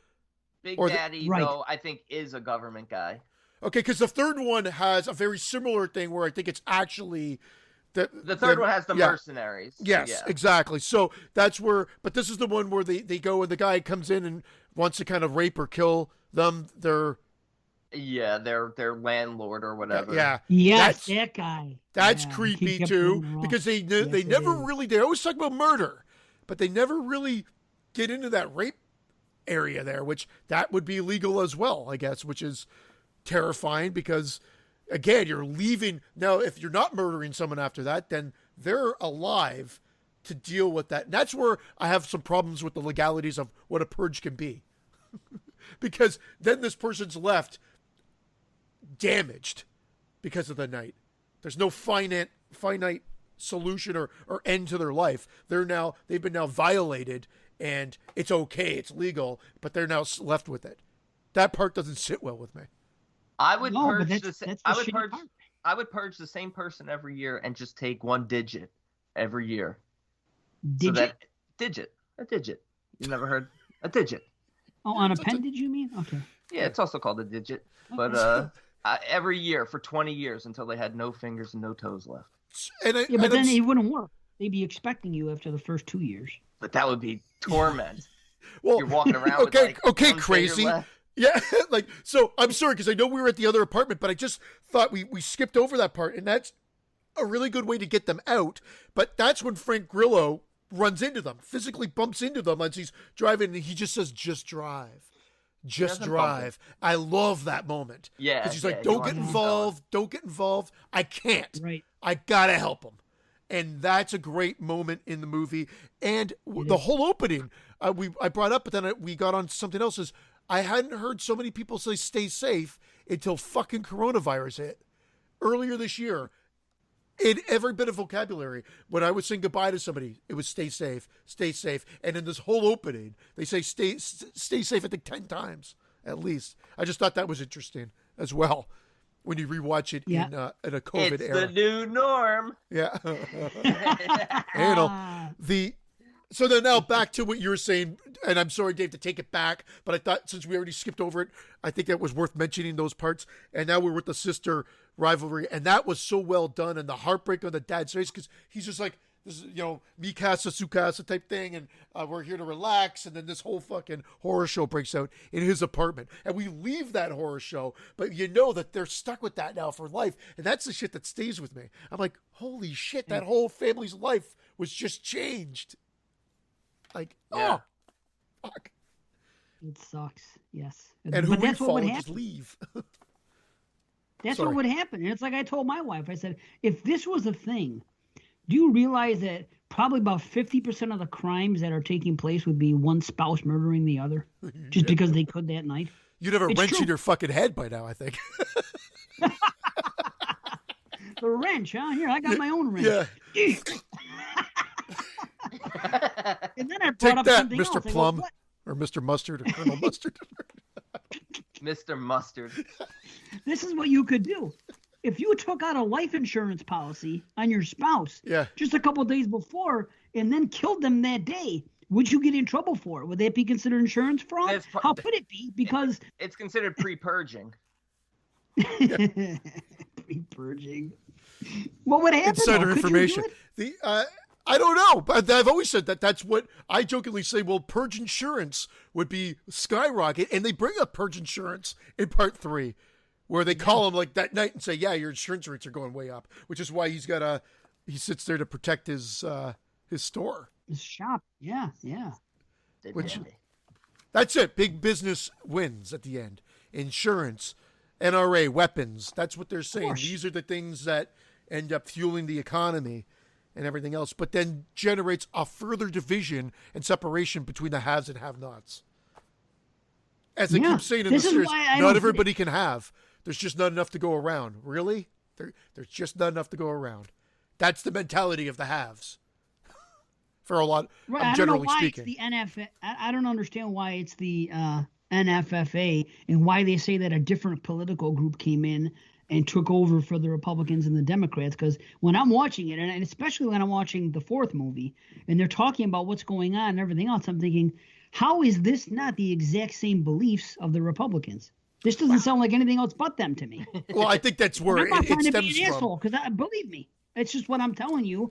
That's what I think that, you know what I mean? I'm a centrist. I don't care about either, and I'll insult either side, but I'm just being honest. I observe this casually, and I'm like, why would the Republicans have to be replaced for this to happen? This already sounds like their ideology. Am I right or wrong? No. Well, I think it's to the that's extreme. Scary. When this was made, it seemed so far-fetched, and then, of course, now, I totally agree with you. It's like, why did they have to change it? It just feels like it's only a few years away. Because I think that's what I was saying earlier, is I think you get someone in power like a Donald Trump, a leader that takes what was essentially one, like the ideas of the Republican Party and the belief system of that, and then simply mutate them into something new and something more extreme. And that's where I think they're trying to go with this. It's a mutation of the belief system. Thank you for listening to CNN. We'll see you next show. I jokingly was saying this to a couple of people. We were texting about this. I said, this show is going to be political because the next one's fucking called Election Year, for Christ's sake. And that's going to come into it. That's what these movies are about. And Mr. Johnny Newpants, who says that they don't want Canadians talking about American politics. Nothing bores them. That's what I was about to say. I don't appreciate Go you fuck as a yourself. Canadian. Fuck the whole country, that you guys with that mentality. Well, here's the deal. Like I said, I hope it all sinks except for Disneyland. I'll defend you, see, because here's what I don't understand why people think that other countries don't know about our politics. I don't think that this country knows about its politics when you get right to the heart of it. That's what his argument was. Everybody argues about this, that, the other thing. At the end of the day, we only know what they're letting us know. How do we even know that Republicans aren't really Democrats and Democrats aren't really Republicans at the end of the day, or that they're all on the same team? How do we really know that what they're showing us on their TV and their radios and everything else, what percentage of it is true, how much of it is a work? And that's part of his argument, I think, was that he didn't want a Canadian to necessarily talk about it when the Americans don't necessarily know what the hell they're arguing about. And I get it, but I'm just saying from an overview standpoint, and it does affect us. We have no vote. What are you guys talking about? We have no say. The election. Who got mad about a Canadian talking? What are you talking about that? Oh, it was on Jonathan Dave's... Newcomer made a remark because Christian posted something about the election being over in the group I page. got news for you. I've been talking a lot with Heather, and Heather had more of an understanding of American politics than, like you said, Dave, most Americans do. Your whole culture has been shoved down our throats. You're impartial as an outside viewer. No, but remember, growing up, your culture was shoved down our throats more than, unfortunately, I think in a lot of cases, more than Canadian culture when we grew up. And then, as time went on, more separation. As you get older, more separation. As we got wiser, more separation. But we're seeing this. But what directly, him being in power, anybody, Joe Biden being in power now, is going to affect certain things of Canada. Trump, it negatively affect certain things in Canada, the trade system and whatever. So it does affect us. We have no say in the matter. But I'm not going to sit back idly and say, like, well, I have no opinion on it. Fuck Do you that. still have birds on your money? Yeah. We got colored money. Get over it, you fucks. Birds, too. Yeah. We have your money, I don't know if I'm taking it on a 1, a 10, a 50. The fucking Native Americans. Yeah. That'll be 5 ducks, please. That's it. I'm off my 2 soapboxes now, Johnny New Pants. 5 ducks. Give me 5 ducks and 3 quails. We're going to do a show. We're going to do a politics show. No, I'm not going to. I just like to chime in, say a couple of things off color, and then get the fuck out of Dodge. We have our past leaders, George Washington, Lincoln, and Christian's got a duck and a fucking ostrich on his money. That's our Mount Rushmore, is just fucking little cartoon animal characters. You got Roadrunner on there. Yeah, Roadrunner, the whole 9 yards. Fuck North Dakota, South Dakota, wherever the fuck that thing is. Give me 35 Roadrunners, please. Yeah. We put that in Manitoba just for Johnny New Pants as well. I have no that's why I didn't know what was going on. I haven't been in chats or anything. I don't talk politics. You're smart. It's over.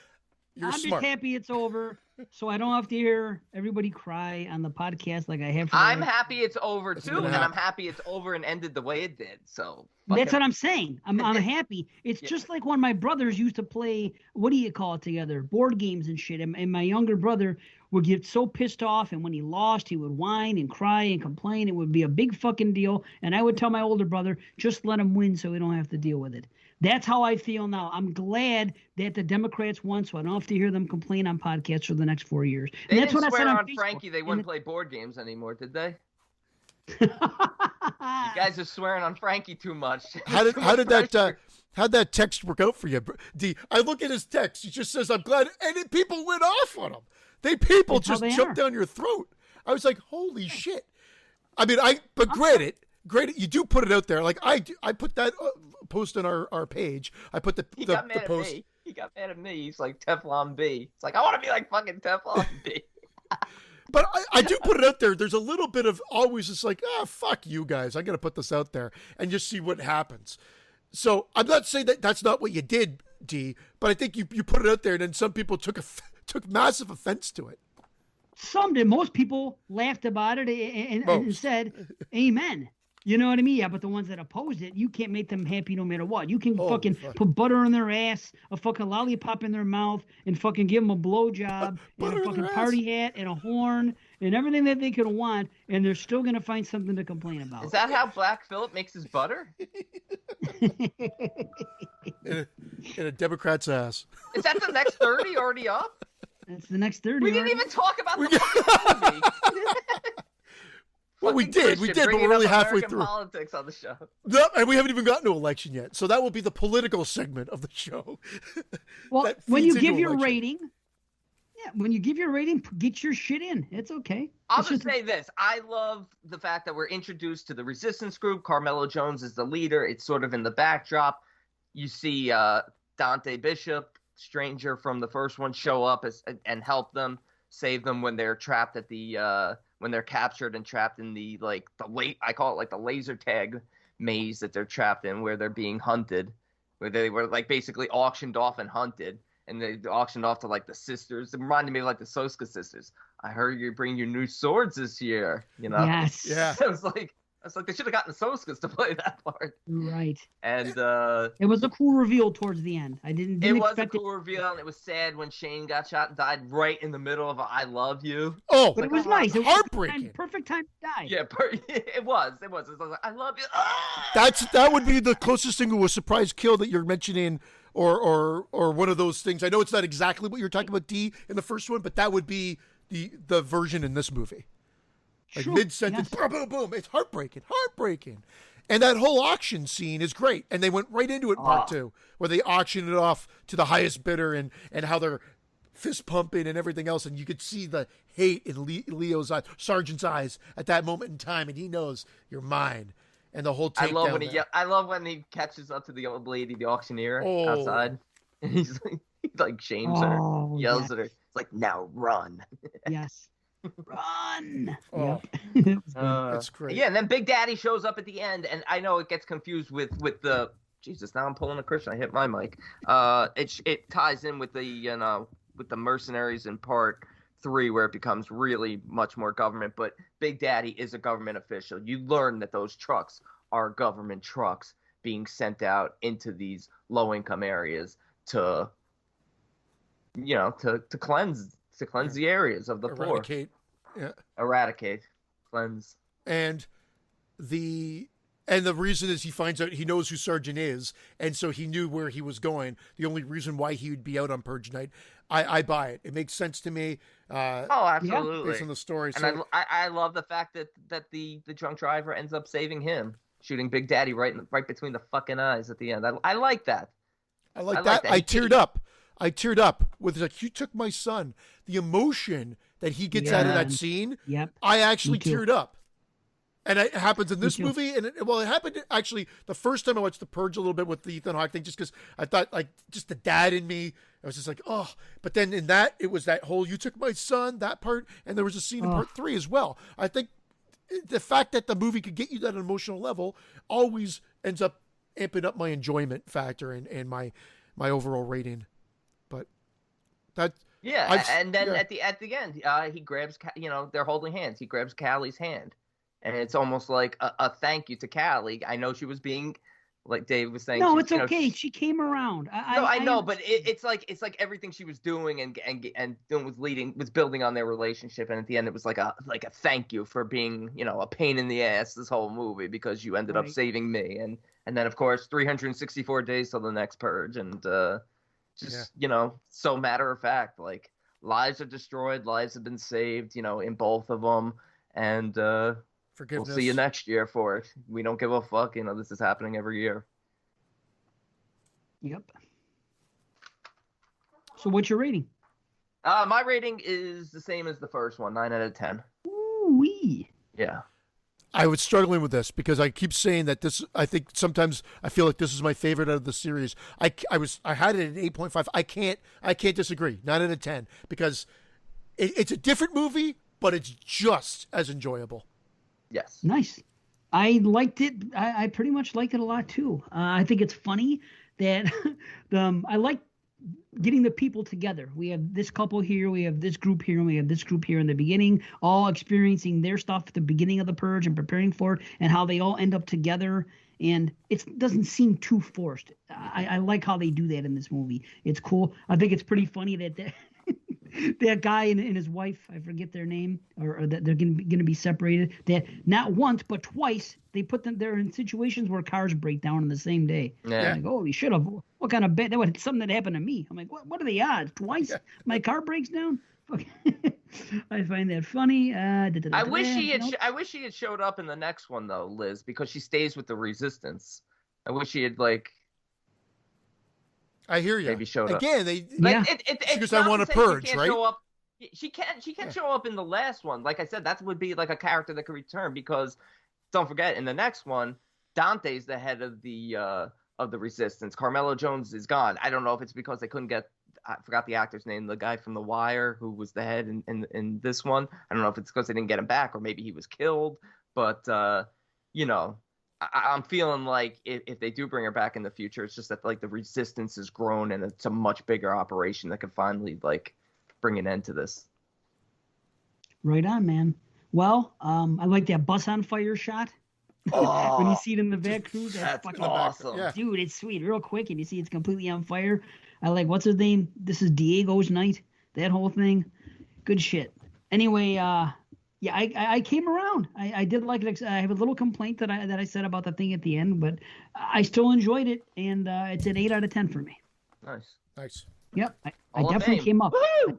So, okay, now we go into what's it called? Anarchy. Election year. That was anarchy. Oh, there's a reason why. Check out this fucking story. Listen to this shit. I go and I grab my movies. There's a reason I call it this because my note says it. But check this out. I grab Anarchy off the shelf, and I come downstairs, and I open it up, and it's Anarchy. And then I grab Election Year off the shelf, and I come downstairs, and I open it up, and it's fucking Anarchy.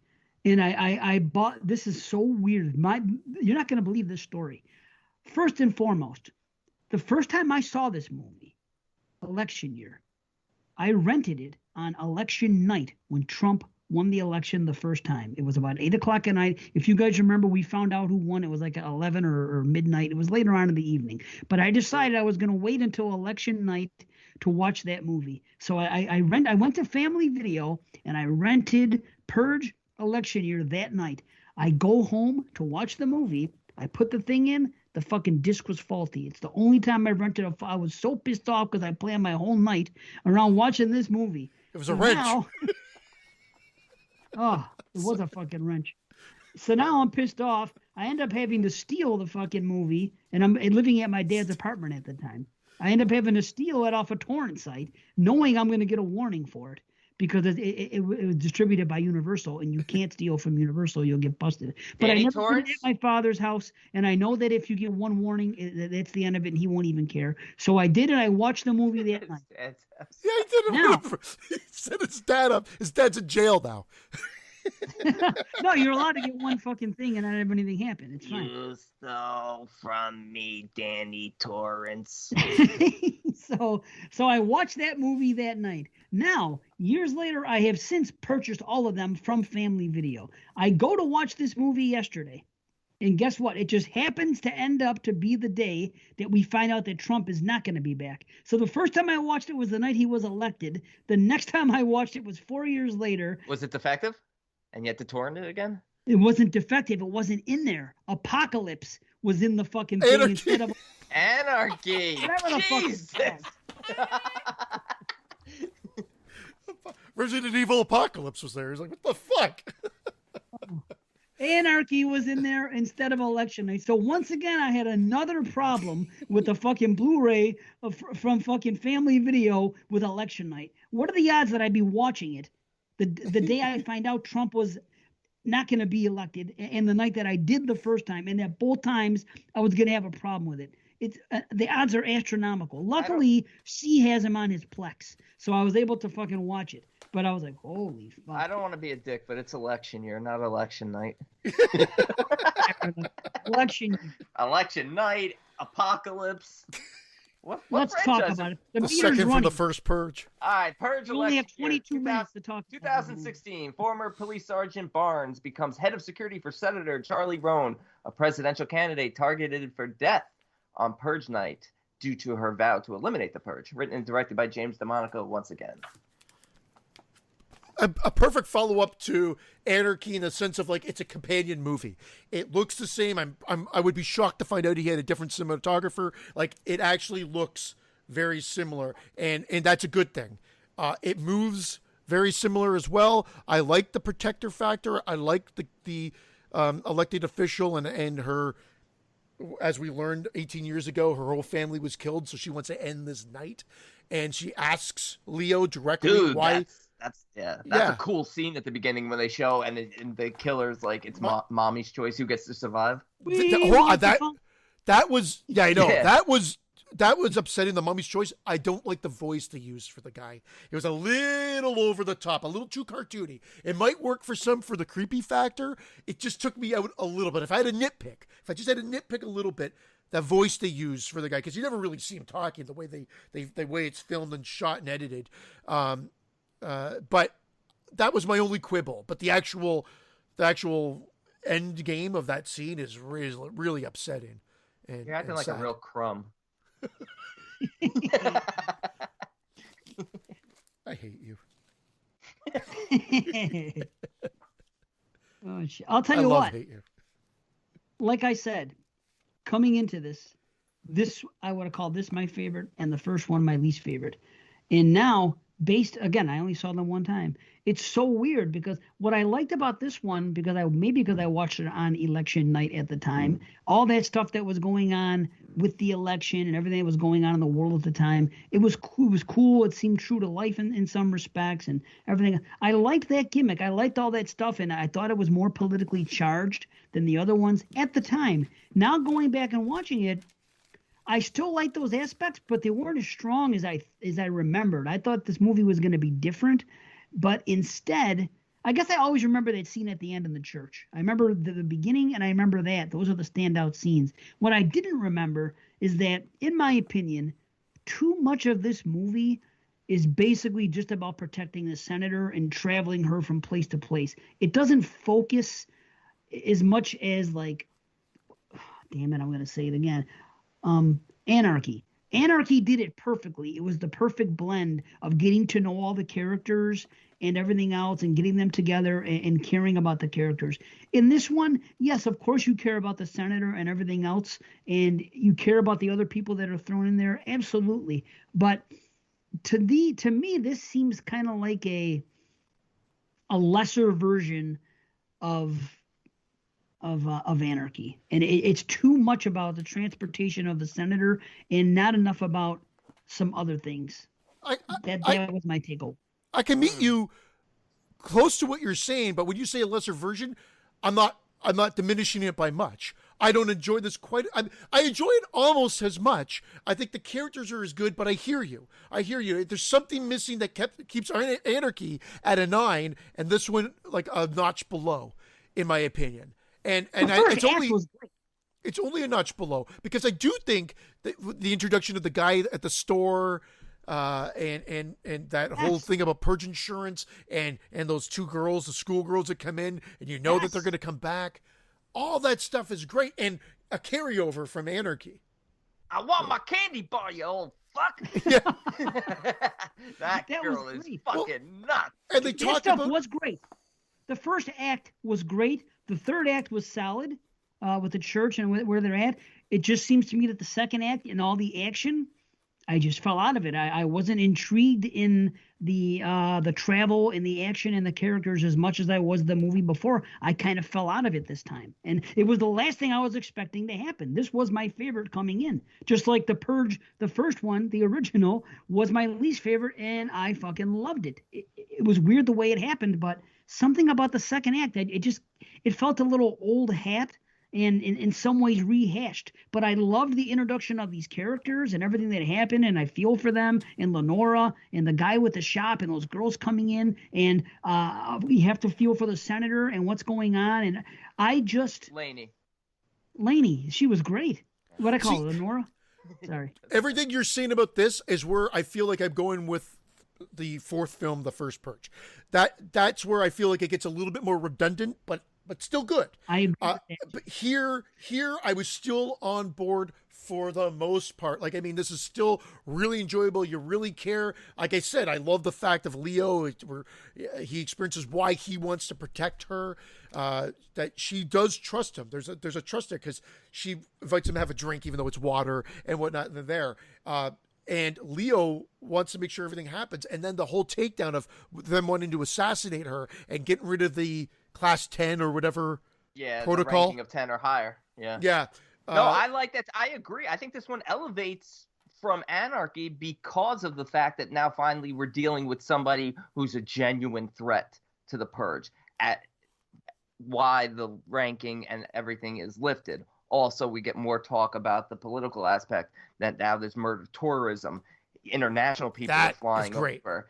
Yeah. The Purge insurance stuff. Great stuff, yes. And of course, I think maybe I understand what you're saying in terms of it strictly being about everybody protecting the senator because she's their ticket to a better world.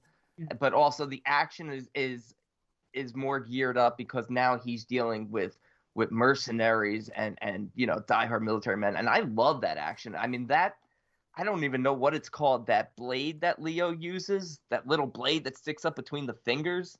You know what I'm talking about? It's like a little finger blade. Triangle. Is it called a finger? I don't know. It's so cool. You just like stab people like a few times. You just puncture the skin, they bleed out. I loved it. I love their escape out of the house.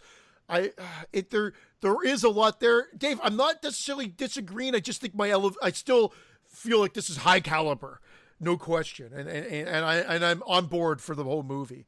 And this one's much more theatrical, much more grandiose. I mean, you see like on the streets, people are wearing, the Uncle Sam, the Lady Liberty light up masks. Yeah, that was cool. That stuff was great. Yeah, you got the guillotine chopping people's heads off in the middle of the freaking street. You got the Lincoln Memorial that says Purge on each of the P-U-R-G-E. Spelled out on all the columns. Just really, really visually like creepy and just you got the waffles and pussy line. Yeah, waffles and pussy. A blue waffle. Yeah. No, that was all great. My complaint is spending too much time with the rescue mission of the senator. I wasn't into that. It reminded me of like one of the lesser Star Wars movies when they concentrate too much on the politics. It's a trap. And not enough on. I don't know. It's hard to explain. I still enjoyed it. I like it. Just not as much. Just like in the middle part. It was like she was in every scene. And like the other movies, they bounced around. It just seemed like the focus was too much on let's turn this into saving the senator movies so we can – it was more about the future of the Purge than this year's Purge itself. How about that? I think maybe that's simpler put. Okay, yeah. I understand what you're saying. It's like the Purge that's going on around them is sort of like – yeah, secondary. That's what's good about it. To like the future they're trying to protect and change. Because if they focus too much on the Purge, then I think it becomes the last movie. Yeah, I think that's exactly it. I think Dave, your argument is valid in the sense of what took you out of it. But I think if they focus too much on it, then it's too much of the same thing again, and not going into new territory, which then would work against it for others as well. So where I can see why it didn't work for you. I still feel like it's high caliber. For whatever reason, I do think at one point I thought this was on par with Anarchy. And it's very close, but I just feel like on this watch, it was almost there. But something lacked or something was... I feel like it's right there. I feel like maybe the one downfall is it's just a little bit long. I mean, they separate a lot. Like at one point, once they get to the safe house with the underground triage and they meet up with the resistance and they meet Dante again, then Leo and Marcos leave, like they're gonna go back to the deli to watch it some more, and then they see the government trucks coming, they realize they got to turn around and go back. But I like the whole election concept. I like that she's running against this minister guy who's just like having the purge mass, and he's like, purge and purify, and it's really some creepy stuff. And that other guy at the end, that really tall, like what was his name? The one who's dressed in like the bishop. No, not the bishop. That was the bishop. The senator guy? Or are you talking about? No, the one, the creepy guy at the end who kills Joe. What the hell was his name? Yeah. Why can't I think of it? The guy, Harmon James. Yeah, Harmon the guy that James. comes in and fires, and Joe does the heroic dive over, and his death. That's the one that I thought was again the way that he clung. Very emotional. Yeah, he did a good job as an actor because he's a secondary. Well, he's a fairly main character in this, but secondary to like the senator and whatever. But when he dies, I was feeling like I was getting emotional again. I'm like, he did a great it was job. emotional because at the beginning, like him and Leo are sort of clashing. Leo's being very like disrespectful. Leo's being a dick to him, like Hallie was being a dick to Leo. Leo's being a dick to Joe. You know, he calls him Deli Boy or something. Yeah, he demeans him with Deli Boy. But I think isn't it because he's not 100% on board? Well, there's a bit of a trust thing, but he's not also 100% on board with the senator. He wants to think the best will come from it, but he doesn't think she has a chance in winning. Yes, exactly. Like, I don't think you have a snowball's chance in hell. That's exactly the line, yeah. I think it is. So, I think it is exactly the line. But their relationship builds, and eventually, you know, they have respect for each other. And at the end, you know, when he's dying, he says, you know, you got this. And, you know, Leo's just in the back, just like, I got this. And it was was emotional. Yeah. And like they shared a moment there. And the fact that he was called Deli Boy, wasn't there a horror film called Deli Boy that came out?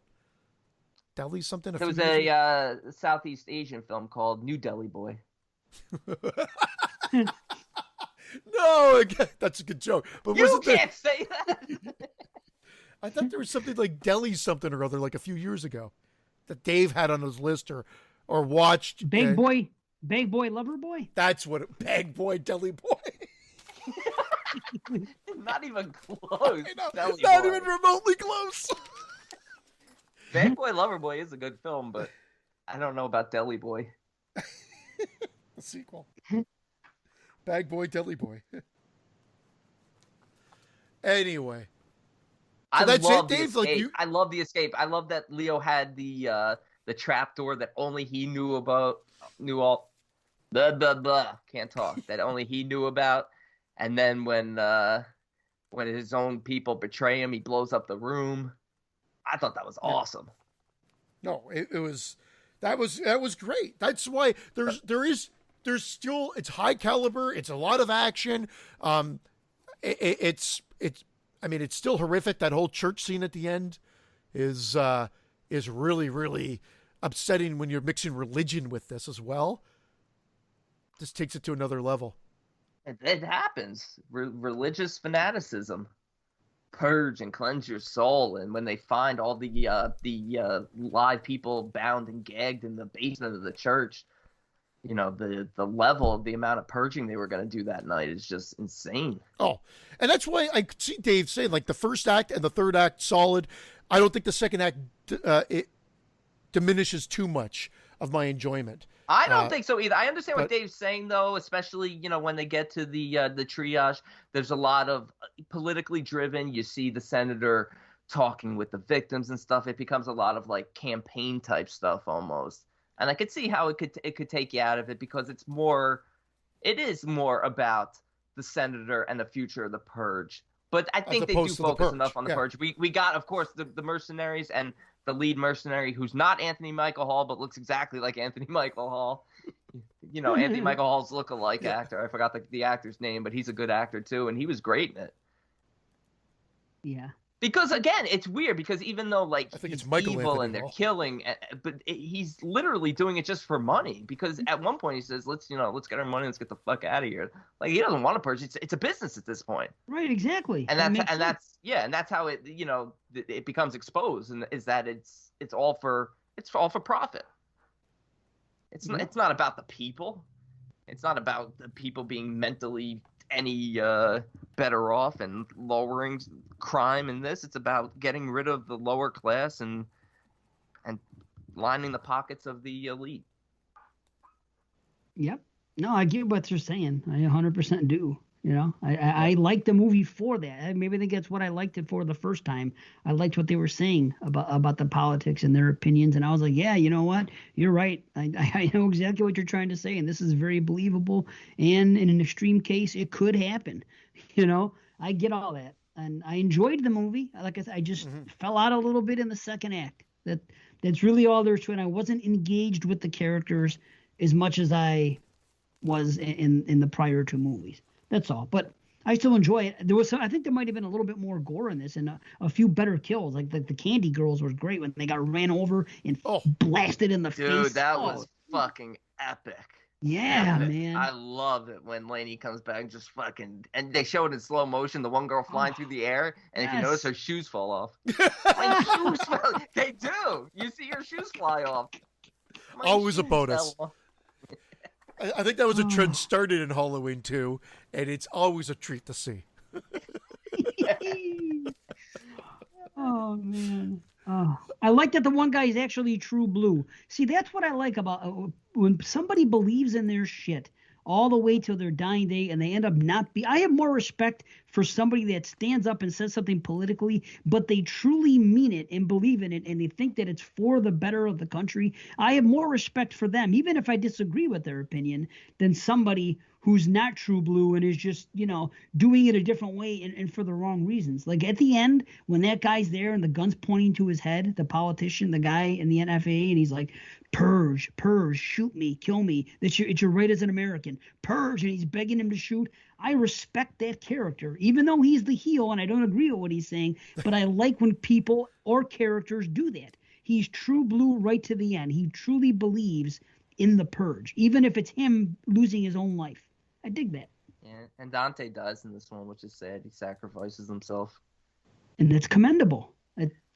He's like, I got one more move in me, and then he crashes his car and kills a few of them, and then he, of course, gets blown away. Man, yeah. Could almost say it's Dante's Inferno. It would have been cool if Dante and Leo spoke a little bit, or Dante and the Senator spoke, and there was a little bit of a reference to the Sandin family. Yeah, that would have been cool. Because even though it happened so long ago, right? He doesn't have enough of a an arc in it. I get where he is now that it built to this, but I wanted to just see a reference, a thank you to the family that changed his life or something, or saved his life. My dog agrees. How about that crip whistle part? I as soon as he did it, I knew exactly where it was going.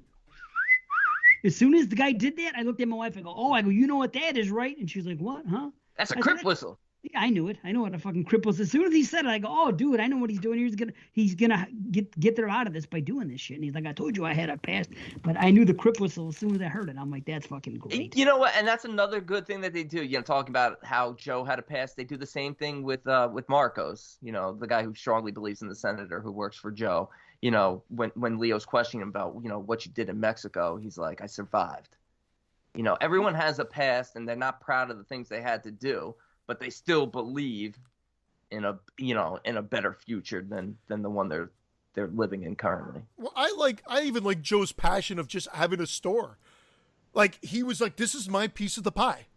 He goes, this is it. This is that's commendable too. You're talking about commending him saying, I'm not wishing for the stars. I mean, this is what I do, and this is my living the American dream. This is my slice of the pie. I got to protect my store. They're going to be doing a spin-off called Bad Boy Deli Boy. Well, and I liked at the end where they go back to him and the dude is painting, fixing it up, doing a fresh coat of paint. And he says Joe would have been proud, or Joe. How about the scene where Joe's dying, and he says to Leo, "Why did this happen?" Leo goes, "You got shot." Oh my lord! Is that a Hannibal reference? No, that's a Bubba Gump reference. He was Bubba. My God. That's Bubba from Forrest Gump. Yes, yeah. Yep. It's great. A shrimp joke would have been better. Happen? A what? A shrimp joke would have been better. Don't get him started, because that shrimp joke takes too long. Yeah. Deli boy, shrimp boy. Yeah. I'm gonna make dead shrimp. Popcorn shrimp, jumbo shrimp. Now stop it. Sorry, Dave. Shrimp gumbo shrimp. And there is another movie where a guy does work in a deli, and it's not Bay Boy Lover Boy. It was a foreign film, and it's gonna drive me nuts. I'm gonna look, and it'll be a cliffhanger.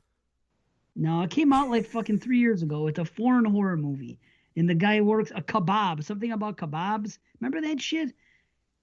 No? If you guys don't remember, then you don't. Hey, it's something to do with kebabs. Either way. Well, let's put this election night.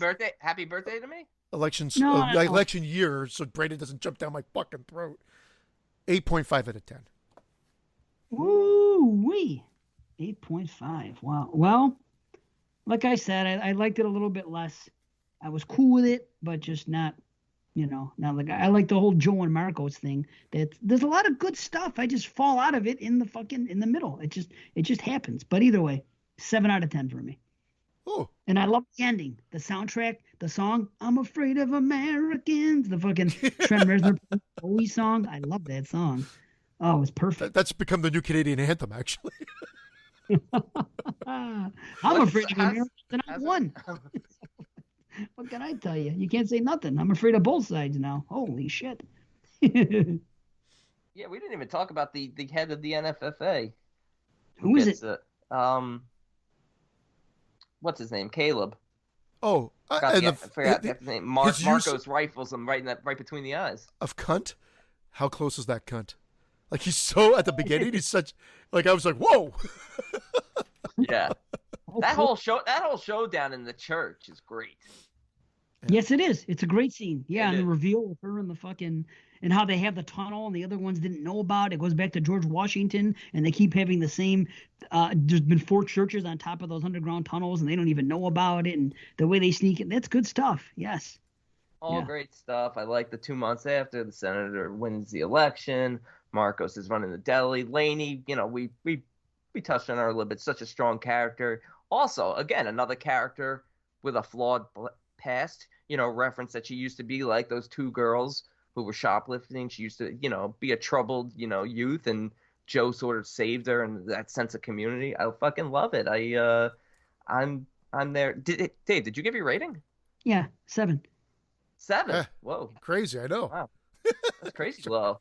I'm with Christian. 8.5 out of 10. Nice. 8.5 out of 7. I'll tell you what. I still think that I'm coming in higher than most of the people listening. I think most Probably. of the people listening are not going to be as high as the ratings that we've given on this franchise. Most of the people listening are bag boy deli boys. Well, we got to get on this. 25 minutes for the last review. All right. The First Purge, which is the 4th Purge. This one is written by James DeMonaco, but directed by Gerald McMurray. So a new director for the 4th one. America's 3rd political party, the new founding fathers of America, comes to power and conducts an experiment. No laws for 12 hours on Staten Island. Of course, it's Staten Island. No one has to stay on the island, but $5,000 is given to anyone who does. First time I watched this, I said, well, this is definitely my least favorite of the batch. Like there was a emphasis on definitely. Rewatching it, I'm like, oh, this is not that bad. I'm enjoying this. This is good. I mean, it's not at the level of the first 3, but it still manages to be successful enough. I'm definitely much higher on it than initially. I would have probably been like a 6 upon first watch. It's much higher Really, than that low? No, much See, higher. Yeah. No, I don't- because I agree with you, and I feel like the reason why people might not enjoy it as much is because, look, our protagonists here are not really good guys. I mean, we have a drug kingpin as our protagonist, but fuck it, Dimitri is cool as hell. Well, and he and the- becomes a the fucking protector. action hero. And the Yeah, protector, mentality that he has, that's his redeeming quality. But I Yeah. don't like it opening with that crazy guy. I think he's far too crazy, but I guess they had to set him up. Skeletor's fucking awesome. I know, but he's just over the top, like in that opening scene. So I just, He He's a is over the crackhead. top, but that's He's what a they crackhead. wanted. It He's just a goes to crackhead. show you. Yeah, he is a crackhead, and it just goes to show you that they wanted to have people like that out there. That's why they were being interviewed. We find that out later. yeah. But you know what true I enough. mean? That's why he got the cut, because he was so over the top. They liked, oh yeah, this guy will be good for ratings and whatever else, and to get things going. You know what I mean? That's what I think. So No, I and think you're in absolutely retrospect, right. So in which case, me not liking it really doesn't matter because it does pose a very important point in the movie and reason for why he's being picked and put. And I didn't like the contact lenses because I always think when you're doing a prequel, why are you introducing stuff that seems more futuristic? Same sort of idea of the Star Wars prequels having more I know. more futuristic shit than the movies that followed after. However, they explain it kind of a way as it's a recording device, and that's the only reason why they're doing it is to record Right. the going ons and then keeping tabs on what's happening. So yeah, well, look, it's actually bigger technology as they go on in the other ones because they have more, cameras and CC drones footage and I guess drones. Yeah. I guess you're But right. that's why I was asking Brandon at the beginning when he started talking about the years, because that would have been a complaint. I was like, so what year was the first Purge? And what year was it, by the way? Answer that again, please. This one, you mean? Yes, what year would it have been taking place? 2014. See, which is fine, because as I'm watching, I'm thinking this is 2002, just by going in my own head what I came up with. Yeah. Everybody has fucking smartphones and this and that. I go, this might be a knock for me, but I'm gonna wait until we get it on the show. Yeah. And I knew it would come up. So that makes perfect sense that they have smartphones and there's drones and there's everything else and that technology with the eyes. Well, maybe it's stretching a little bit, but I mean nothing more than we've seen in fucking VHS in the same year. You know what I mean? You could drive yourself nuts because the first Purge came out in 2013, takes place in 2022, and the latest Purge came out in 2018 and takes place in 2014. It's like, what the fuck is going on? Aren't the drones in the last one in the election year? They're in both of them. There's some drones here too. Yeah, that's where they're blending together. They just happen to show a drone. Okay. It's no big deal. They just show one, and it has a face paint. Remember, there's like a face painted on it, and the guy says, no, he goes, that's one of their drones or something. He goes, that's not so-and-so, that's the government or something. I forgot what he says, or that's the bad guys. But all I know is there was one flying around, and you see a face on it, and it's like painted like red, white, and blue, and it has, I don't know. I thought it was the election year where the guy's under the car, and he sees his buddy getting just rippled with bullets from the drone, and he can't really escape. I thought that was election year, but maybe... Might have been. But I'm just telling you, all I know is I remember seeing a drone in a conversation and somebody pointing something out about the drone. I thought it was this one. I could be wrong. I'm pretty sure it's this one. Okay. Yeah. Either way, you know what I like? I like Naya. I think she might be my favorite character. Oh man, Naya, she's stunning. Indeed. Her. Yeah. So I'm already sucked in with her, and she's a great character. You know what I mean? She's very pretty and her brother. She has morals. Yeah, Isaiah. Yeah, she wants to protect her brother. The brother wants to, and I again how they deal with that and how they come together, and again the protector mentality. It's like we know what's happening here. We're being targeted because we're low income, lower class. It's Staten Island. It's like Escape from New York in a sense, like in the way that but they've got a choice to stay and they're going to be paid. But at the end of the day, I don't think that the goal of the government is that they don't want to pay anybody out. To be totally honest, because I think they're hunting people down anyway. And it makes total sense why they stay. At one point, Naya is even talking to Isaiah. Once she rescues him and finds out that he's been working for Dimitri, even though Dimitri doesn't even know. He's just working the corners with his buddies, and she says there's a better way. He's like, I don't see it. If you see it, let me know. Like it's like they want better, but there's just absolutely no opportunity. A better way.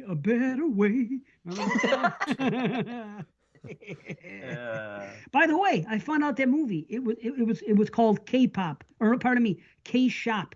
And here's what's funny. I looked at my notes from 2016. Look what it says. K-shop makes Bag Boy Lover Boy. Wait, I can't. No, the funny thing is that the way I just happened to write them down and watch them in that order that year for review in 2016. The first movie was called K-Shop, 7.5 out of 10. Right below it, Bag Boy Lover Boy, 7.5. And those are the two movies I mentioned. It's my memory, Dave. Yeah, it's you knew how I wrote my notes. Yes. Anyway, she's a great character. She doesn't want her to be hooked up with Dimitri, even though he could have made life easier for him and her brother. She wants no part of that. She's true blue. She's like, no, I don't want your blood money. This is what we're going to do. This is how I want my brother, to be raised up here. And that's it. And it's fun. And it's believable. And I like what they do with the freaking... what do you call it? How it's slow to start and why it happens and how they bring in, the doctor doing it as a social experiment. Oh, and she's still stunning. And the Purge parties. Oh, yes, and that would happen. Yeah, well, that's how, the first Purge, like nobody actually anticipates that people are going to turn violent. It's really only giving money. If someone came in your neighborhood, I'm not in a poor neighborhood, but if someone came in this neighborhood today and said, here's $5,000 for everybody to stay here, I could see people partying on the street. Oh, absolutely. They don't think any violence is going to happen. And really, no violence does happen, with the exception of Skeletor. And then, of course, them sending in their own government people, these white power fucking Nazi motherfuckers. Which is all believable. Absolutely, 100%. So my problem with this movie is not the first or the second act, but it's the third act. I don't know what's going on. I know what's going on. I may have just blinked and missed something. I don't understand why they're all in their place at the end and why everybody's after our characters in particular and what's going on there exactly. And nor do I care. I know that these are our antagonists and these are our protagonists, and we're going to see them together in peril at the end. I just kind of fall out of it in the climax of the film, but I still like the first two acts. So I do. I'm on board front to end, start to finish. You never go front to end. I'm not the third and the fourth movie. I'm not as engaged as the first two. It's simple as that. But I like this is the one with the drones. This is definitely the one with the drones. You know what? I love Marissa Tomei, but I felt like it was a wasted character. I do like the scene where they kill her. It reminded me very much of John Wick, the end of John Wick 1, when they kill the female assassin. I almost feel like that was, I thought they were, again, because I had only seen it once and I forgot, I thought she was going to come back somehow, because it's like they show the far away shot, she gets out of the car, they shoot her in the head, correct? And you see her drop, get rid of that footage. Yeah, they all like gather around her. It's very much John Wick, if you remember the first John Wick. Yeah, the girl who violates the policy, the girl who violates the only good one. Get the fuck out. John Wick 2 is a video game. Don't tell me anything different. It gets so boring because it's literally just him going. I'm like, I love action movies, but John Wick 2 bored me because I was just like, oh, this is just the same thing. I feel like I'm playing watching someone play a video game. That's my review of it. Yeah, well, this is my review of John Wick 2. Christian bores me. Yeah, John Wick is great. John Wick 2, boring. Candlewick, awesome.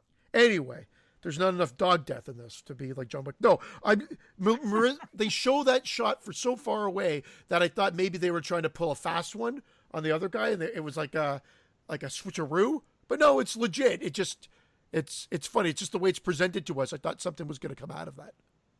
Dude, the drug dealer showdown with the girls at the apartment. Oh, that was great. Awesome. I knew it though, and even if I'm him, if I'm Dimitri, and those two girls just come in out of nowhere, I mean, the guy here, his friend does bring him in. I would have been suspicious. And they're regulars because he knows them. Yeah, I guess. Maybe. Because they even say, once he has them, they say, "Sorry, D, it was just business. It wasn't anything personal." And he spares them. It's the first Purge. And he spares them at the end. He goes after he brings them, targets the back, cool. The other, and then he's like, let the girls walk, just make sure that they never come back here again. Like, I thought that was kind of cool. Which I said to my dad at that point, I'm like, that's not a punishment, not having to come back to Staten Island. Are you kidding me? Like, that's a reward. We get to leave Staten Island. Oh, shit. That's good. But I find it believable. I like that. Sorry. I was going to say when he kills the other drug dealer. Capital A. Oh, that was fucking... Yeah. Oh, that scene was great. Enjoy your reign as king. You had the crown for a minute. That was great. Didn't the CGI come into play in this one? Isn't there more CGI blood in this one comparatively to the others? I didn't notice, but it all had it. That was my nitpick for all of them. They have that little spurt of CGI blood after each kill. It was even... This is just it dissipates. Yeah, it was in all of them. It was in all of them, and it didn't need it, but it absolutely does not affect my enjoyment of it. I don't care. Yeah, I just couldn't remember if this one. I think for whatever reason I thought I noticed it more in this one, but you're correct. It was there in all of them. So, how about the water gun guy? Would you go purging with a fucking water gun? That guy was fucking nuts. Well, again, they really didn't know what was going on. Wasn't he part of like the whole, like? No, he was just some crazy guy on the street dressed up who sprayed the guy with Isaiah. He had Isaiah and Naya, and they're like about to be killed, and you're like, oh, and then he just shoots, and it's a water gun. It seems like a weird thing, but yeah. Did you hear? I forgot. Man, I have it written down in quotes, which means it was a quote in the movie, but I don't know who said it or in what context. But somebody said "pussy grabbing motherfucker" in this movie. She did. Which No, she did when she gets attacked. oh, remember she did, in when the she gets grate, attacked in the sewer in by the sewer grate, guys. and she gets pulled in, and she says, "You pussy grabbing motherfucker." Of course, that was so a reference funny. to Trump. It's hilarious. Yeah. I'm like, yes. I wrote it down. No one remembers Grabbing that. motherfucker. No one remembers "grab the world by course the I pussy."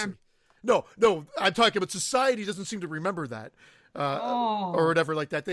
But yes, she does say that, "You pussy grabbing motherfucker." Dude, the whole scene was great because, first of all, how about that guy? He had a baby doll mask. He was in the sewer, and did you see the mask he was wearing? It was like a baby doll, and it was making a. So when he breathed through it, somehow he cried. It made a baby noise. It was like. It's the creepiest fucking shit ever. Yeah. You know who it was? Awesome. It was the son from part 1. It was that doll that he had on his robot. It was kind of like that, Yeah. So it was Charlie from part 1. He was the It pussy was a grabber. throwback. It was Charlie Pussy Grabber and Deli Boy Joe. Dude, that whole scene was maybe my favorite scene in the movie, just because of that baby doll mask for as a breather, making that noise, and then her coming down and seeing what's up, and then he's doing this and this, and then he grabs her, and then she gets up, she gets down, she runs away, and she goes, "Pussy grabbing motherfucker!" Oh, Yeah. How about the old ladies with the exploding stuffed animals? Oh yeah, they were great too. They were great too. Yeah. Everybody's always making fun of us. Oh, yeah. That was great. And I brought up to Christian the guy purging with the water gun. I heard. Yeah, I know. How crazy do you have to be to purge with a fucking water gun? He just wants to punk people, prank them. I can see that, but if you do to the wrong guy, it's Ashton Kutcher running around punking people. that's my sense of humor. I would do that, but I wouldn't because I know I'd piss off the wrong guy and get killed. You know what I mean? Well, that's the thing. Like, that's what it's so insane. It's funny, but it's so insane to be out on Purge night where murder is legal and like you're running around with a water gun. Just to fuck with people, that'd be great. Yeah. People think they're about to be killed, and you're gonna be like, ha ha. You know what I mean? I'm just fucking with you. Have a fun purge. You know? I don't know. I can see that happening. People got to entertain themselves. Remember, they're partying. They're outside partying. It's believable. Give everybody 5 G's to stay there. They're going to be outside in the street freaking having house parties and this and that. And not many people have the urge to kill. They just don't. No. And Skeletor starts stabbing. They start screaming and dissipate. That's and they what run away. Yeah. They really showed that what the Purge became was really the result of government interference. It wasn't a result of the corruption of people, which is what you think in the first one. You're like, oh my God. I mean, yes, some people are, of course, are corrupted, by this concept, but overall, when it started, it was a failure, and they had to bring in reinforcements to turn this into something. Right. Well, it's encouraged. It's like anything else. People are talked into things. They believe what their media tells them, and they're going to start using that phrase that you hear so much throughout the franchise, that it gives you a night to, and I forgot what the phrase is, but it's something about letting out your aggressions or doing release the beast. Something along those lines. Like, yeah, I like to release my aggressions, but I'm not going to go out and kill someone innocently. If I'm going to do it, I know exactly who I'm going to kill and exactly where I'm going to go. That's a fact. There is a reason for it. Somebody has a target. There's a damn good reason. And I know exactly who your target is. I'd be flying out to Vegas, but the thing is that where Davey lives? Don't kill me. But I mean, just because I have, inner whatever the fuck I have, and I'm sure everybody has a little bit of it, but just because I have angst doesn't mean that I want to go out and kill an innocent person. Of course not. Teenage angst? I can't even be mean to someone I don't like. It's just not me. Some people can. That's not me. I want to see Dave's Purge movie. I bet Dave goes out purging and he's just saving cats. He's running around dressed like Lady Liberty, grabbing all the cats he can. If I'm purging, if I can break the law. He's purring, not purging. He's purring. I would say cats. If anybody hurt a cat, and that if there was a list of people that hurt cats, I would track those motherfuckers down and kill them. That's true. I have no fucking tolerance for that. That's like my strongest thing at this point. But if I'm going to commit a crime, that's fucking hilarious. That should be. There's a whole spin-off here called The Purge with these pussy-grabbing motherfuckers, and there's the tagline. It's the whole thing is right there. Movie my 12.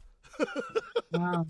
Here's what I would do. The crime I would commit, I would say, hey, I would tell my wife, let's do this and see if she went for. And I want to contact every married woman I know that I want to fuck and say, hey, let's commit adultery tonight. This is the one night we can do it. Would you be interested?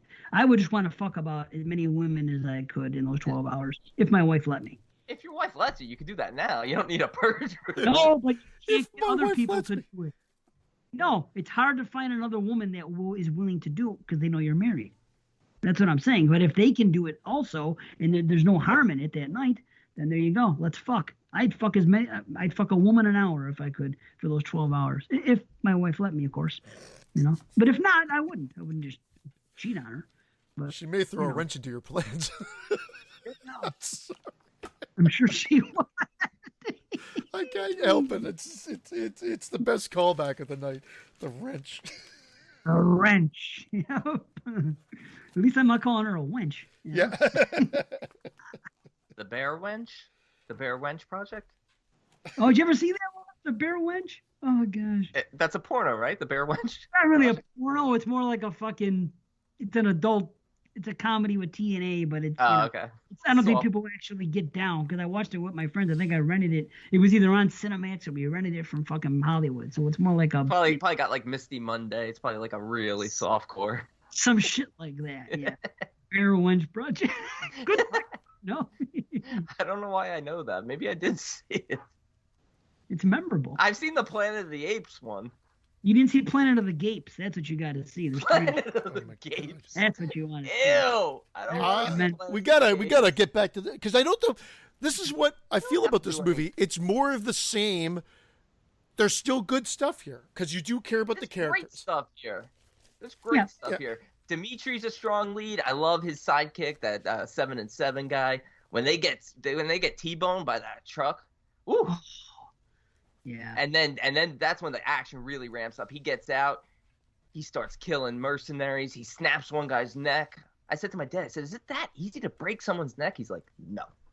I said, how do you know? Yeah, I said, how many do you know that? you Let me show you, son. Are you a doctor?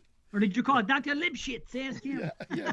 No, but in the movies, it's very easy to snap a neck in a movie. I hate that kill. Unless you're Jason, I don't want to see it. Jason, dude, I love it. I love broken necks in movies. I don't. I find it's a cop out. Throats. Yeah. No, I love it. Really? You better than a slit throat? I like a slit throat. I like a slit mouth woman. The only broken necks I like are when someone's being hung and you see their head tilting and that's a good broken neck as a result of hanging. Yeah, that's a good one. Anyway, we only got a couple minutes, so talk about this movie. I think I said, pretty much everything. I like those three wise men guys, and I like what's her name, Blaze. She's a good sidekick for him, and she's true blue. Oh, dude, I wish she needed a better kill. She needed to die off in a more like badass way because she was badass the way she put that. Too many characters. That's my complaint about this movie. There's too many characters. I didn't think so. I thought she was the only character that they sort of dispatched of too quickly. I thought everyone else had enough time between all the friends, between Dolores, between Louise and Celine, the mother and daughter at the church, the whole church scene, which was terrifying. Even though you don't see it, you just hear about it and you hear the shooting and them running out. Isaiah and Naya. Yeah, but Isaiah and Naya, we go like 20 minutes at one point, and maybe I'm exaggerating a bit, but we go a long stretch of time and just don't see him anymore because there's a difference between bouncing around and doing it a good way when you're setting up the story like they do in the second movie, because I'm going to call it the wrong name, Anarchy. They do it perfectly. You know what I mean? But in this one, I think that they bounce around a little too much, and it doesn't give you enough time to care about the characters as much. Maybe I'm wrong. That's just a little. I don't know. I don't think it's a right or wrong thing. I think it's just a feeling thing. I do get it because they're bouncing back between Dimitri and the drug gang, war, and then certainly, Naya's group. So it is a little bit of a bounce back. But when they meet up in the end, and he's, saving them in the hallways, and you got that Nazi guy in the trench coat and the C4. I love it. I was just into it. Nice. This is like your Saw series part 2, I think. Holy shit. Yeah, I'm really. This one's strong. It's strong enough, but yeah, there's a drop off. I think it's just repetition at this point. And again, I get it. We when we do these franchises, there's got to be there's going to be repetition. There's going to be carryover. And again, this is still decent. It's still a well above average. My rating's going to reflect that. I just feel like after watching them all, this just ranks the lowest. And when I say drop off always sounds negative. It's still a 7.5 for me. I'll just say the rating. It's a 7.5. Yeah. But I just feel like it's a bit of a drop off from the other 3 films. Yeah, but what the franchise did really well was take the first one and have it an isolated sort of small group, not really about the bigger picture. Talk about the bigger picture, but not really expose it. The second one takes it out into the streets and really starts to introduce you to other elements outside of this gated community. Third one, of course, introduces our hero who can end this. And then the fourth one being our prequel, taking us back to the origin. And if the fifth one is the last one, like it says it is, I think it could wrap up and be a really a perfect franchise almost. And you're perfect right. Perfect in the sense that all 5 could potentially be really strong films, and I give this one an 8 out of 10. Okay. Right on. Okay, well, I give it a 7 out of 10, just like I did the last one. So It's a 9, an 8, a 7, and a 7. I don't know how they could do a 5th one because, like I said, after that, what happens at the end of the 3rd one, that should be the end of it, unless it's like an in-between episode, which maybe so. That's fine. It's like another chapter. I think it might. I think you bring back the senator, you bring back Leo, and it's sort of like maybe during her term as president, and sort of like it wrapping it up, because there's going to be resistance from both ends. Obviously, they're going to want to put an end to it, but not everyone's going to be like, okay, let's end it. Just like what's going on right now. It's like, well, we should also just because I know we're wrapping up. But we should just mention that there is a show that had 2 seasons running on Prime as well. I've only watched 1 episode, the very first episode. It was a good setup, but I can't say anything more about it. Talking to Jason Smith, he mentioned that I believe season 2 talks about the aftermath of the Purge. So interesting. It might be something worth checking out. I know it's on Amazon Prime, 2 seasons. So maybe I'll get into it now that this is all fresh in my memory. And like I said, I like being in this world. There are certain franchises that you watch and you're stuck in. That's like a good time to watch them all as one. It's fun. Like I defended it last night. I was in a chat with some people, and I was like, "Oh yeah, I don't like it, this and that. I don't like the first one. I don't like." I go, you know what? Coming into it, I was just like kind of like, we'll see. But I enjoyed my time with it. It was nice being in this fictional world where this purge happens, and especially maybe now with everything politically and everything, but it's cool. I'm finding with watching so many movies that it's really coming down to enjoyment factor. And even though, they all are similar in a sense, what's wrong with that if you enjoy them? If you enjoy one, you should enjoy them all. I mean, I get that not one necessarily, because I know some people feel like one is drastically different than the next 3, but if you enjoy the concept behind it, they all sort of stay within the same realm of each other. It's the same way with Saw. It's like, the weakest Saw is still a good Saw. I love similar. You'll never hear me complain saying I want it to go somewhere else. I don't want that. That's what I understand. Some people do. You'll never hear that complaint. Oh, it's more of the same. And if it's good, I want more of the same. Do I want them to take a little bit of a chance? Maybe. But if something is a fucking 8 or a 9 or a 10 out of 10, and I get and the complaint for the next movie is more of the same, you know what? I'm not going to complain about that. Yeah. I'm fine with it. So I feel the same about the Hatchet films. I have my complaint. See, Hatchet wasn't more the same, and hence my complaints. And maybe one day we'll do it. 2 and 3 felt we don't have the time. No, I agree. It's so I interesting. Felt like it was more of the same. I just felt like part 2 became a little bit too actiony. Part 2 had too much goofy comedy. Part 3 became too actiony. That's my. Really? Maybe we'll do it someday. Maybe we'll do it. But thank you, Catherine, for letting us do this one. And like I said, we all had a good. Kath. Yeah. So next show, 126, The Rental, The Town That Dreaded Sundown, the one from 2014, and Body Double. So interesting show. 3 movies. We'll be able to bullshit a little bit more, and we won't be so rushed. But guys, as soon as football season's over, we won't have to worry so much about time limits. But then again, by that time, it's going to be a different format anyway. But thanks for putting up with our quicker type reviews. Blessed be the patrons and blessed be the new founding fathers. A nation reborn. A nation. I wish we had the sound effect for the siren. I don't even want to attempt to do it. I'll try to put it on. Yeah, it'll sound like me blowing. That's pretty good, Dave. It sounded better when we could barely hear it. That sounds like you're wearing that baby mask. Anyway, we love you long.